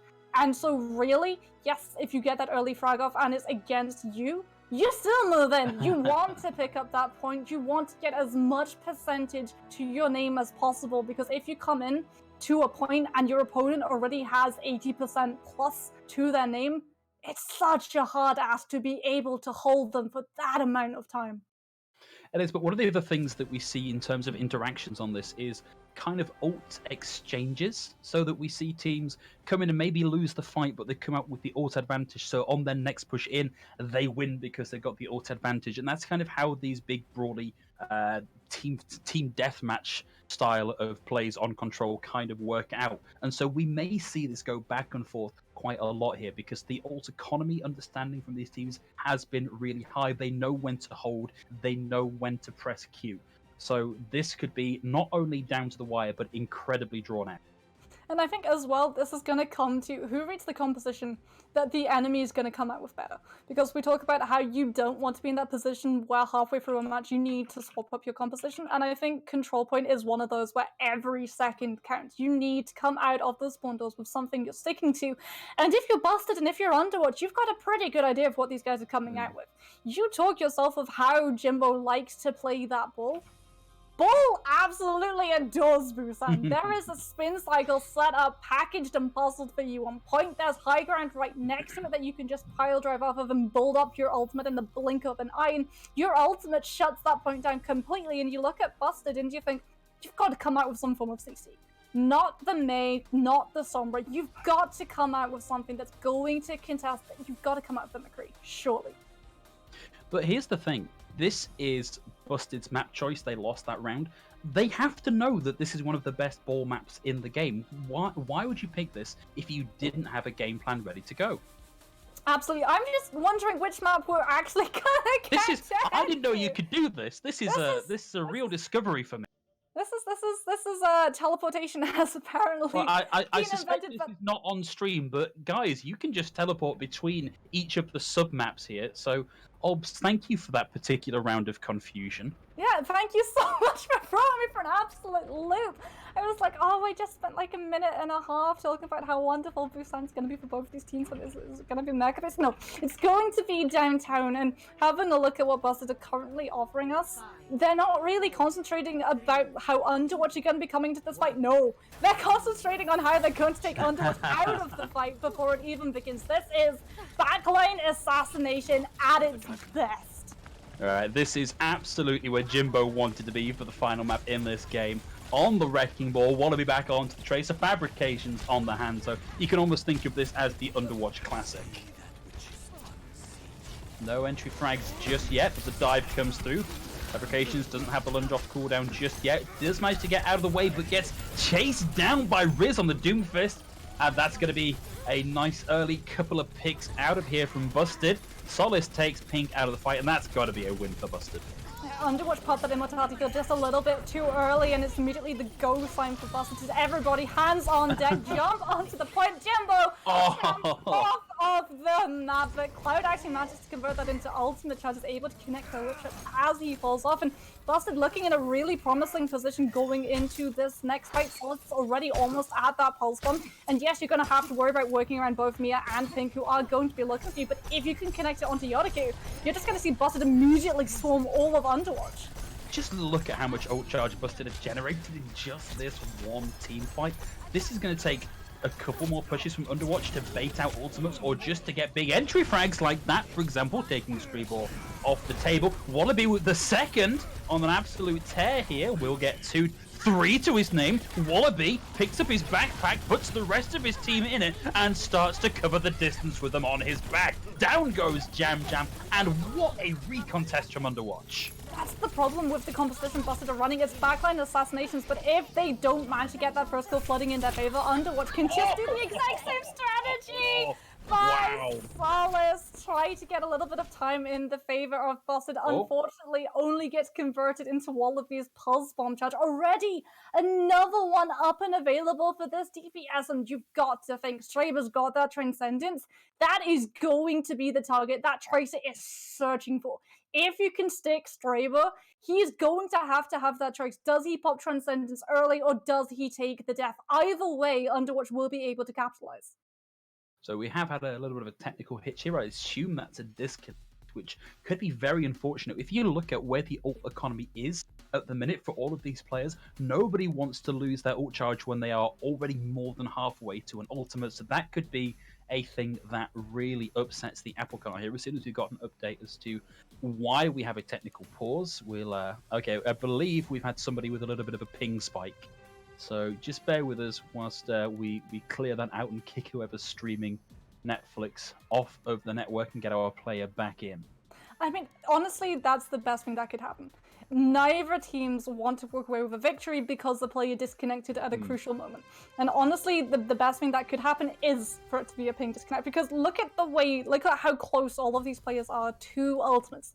The only person you could really see getting not really that much of an impact if they disconnect is Solace, is 54% to that pulse bomb. But to be honest, even if you lost Wallaby here, that pulse bomb comes back so quickly that it's basically on cooldown. True, but Wallaby is going to be what Underwatch are putting all of the hopes into opening up that next fight. I pointed it out, Straber is going to be so precarious with this Zenyatta. He's got that Transcendence. He is going to have to be in the midst, sandwiched straight in the middle of the entirety of Busted, to make sure that the Zenyatta is ferried from spawn to point safely without getting that pulse bomb attached to his body. But we have seen Wallaby taking a huge lead in this team fight, getting almost all of the frags needed for them to win out that team fight, and even catching Solace attempt to tag back in for a recontest. And I honestly think Solace has been putting up a very solid performance on Hitscan all evening, but this is one of Wallaby's specializations, is the Tracer, and going toe-to-toe with Wallaby here is going to be problematic for Solace unless he can dig deep and find that additional SR needed to be playing at Wallaby's level. So you've got to be watching that matchup. At the minute, it's definitely going the way of Wallaby. And I mean, Busted can't even really try to cheat. They can't put that McCree in because the composition that they're running, he wouldn't gel well. He'd be so vulnerable out and alone and on his own. As we get back into the match, you're going to see Wallaby with this pulse bomb loaded, ready to go. Really only got to watch out for being entry fragged or throwing that. Oh, well, just like that, recalls out of the Doomfist Punch. Still no real opportunity to stick that pulse bomb in just yet, but you know, a little bit of patience won't hurt Wallaby, despite how quickly the character may be moving. That's going to be rally into rally, equalizer. Wallaby gets in on the back, can't find the stick, a little bit of body damage in over the top, but it's going to be Solace with a pulse bomb of their own that takes Pink out of the fight. Yodaku now down. There's the minefield and the self-destruct. Underwatch have been very, very greedy with ultimates here, and honestly, they may wish they could get a few of those back because they're only going to stall out a small amount of control point percentage here. They put in so much, and actually it's going to warn a couple of swaps. Wallaby's going to be off the Tracer. Gives in Frozen the the towel, going to actually acknowledge that no, McCree is needed. So Busted patting themselves on the back for forcing that swap. You were walking away, head held pride. Mia gonna go onto the Roadhog, gonna be trying to connect that hook onto Demir as he tries to go for that dive onto the backline. But you've reset your ultimate economy and you're already 71% on the board against it. That could be absolute killer if you're not able to build up ultimates in time. Mia coming back in on the Roadhog, Jimbo there on the Wrecking Ball. We all know this composition very well as, of course, Wrecking Ball and Roadhog. Huge amount of pick potential.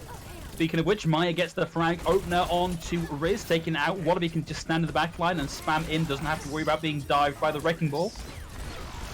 Now has the high ground once more. Transcendence comes out from Streebor, allowing Solis to get up close and personal with Pink. Wallaby still looking for frags, can't find anything. We are at 99-53. Riz takes Wallaby out of the fight, and that is gonna be Busted taking the lead on Busan. We're down to potentially one map away from declaring Busted the winners in the grand finals. Yeah, Underwatch, those swaps really cost them. Unfortunately, they had to.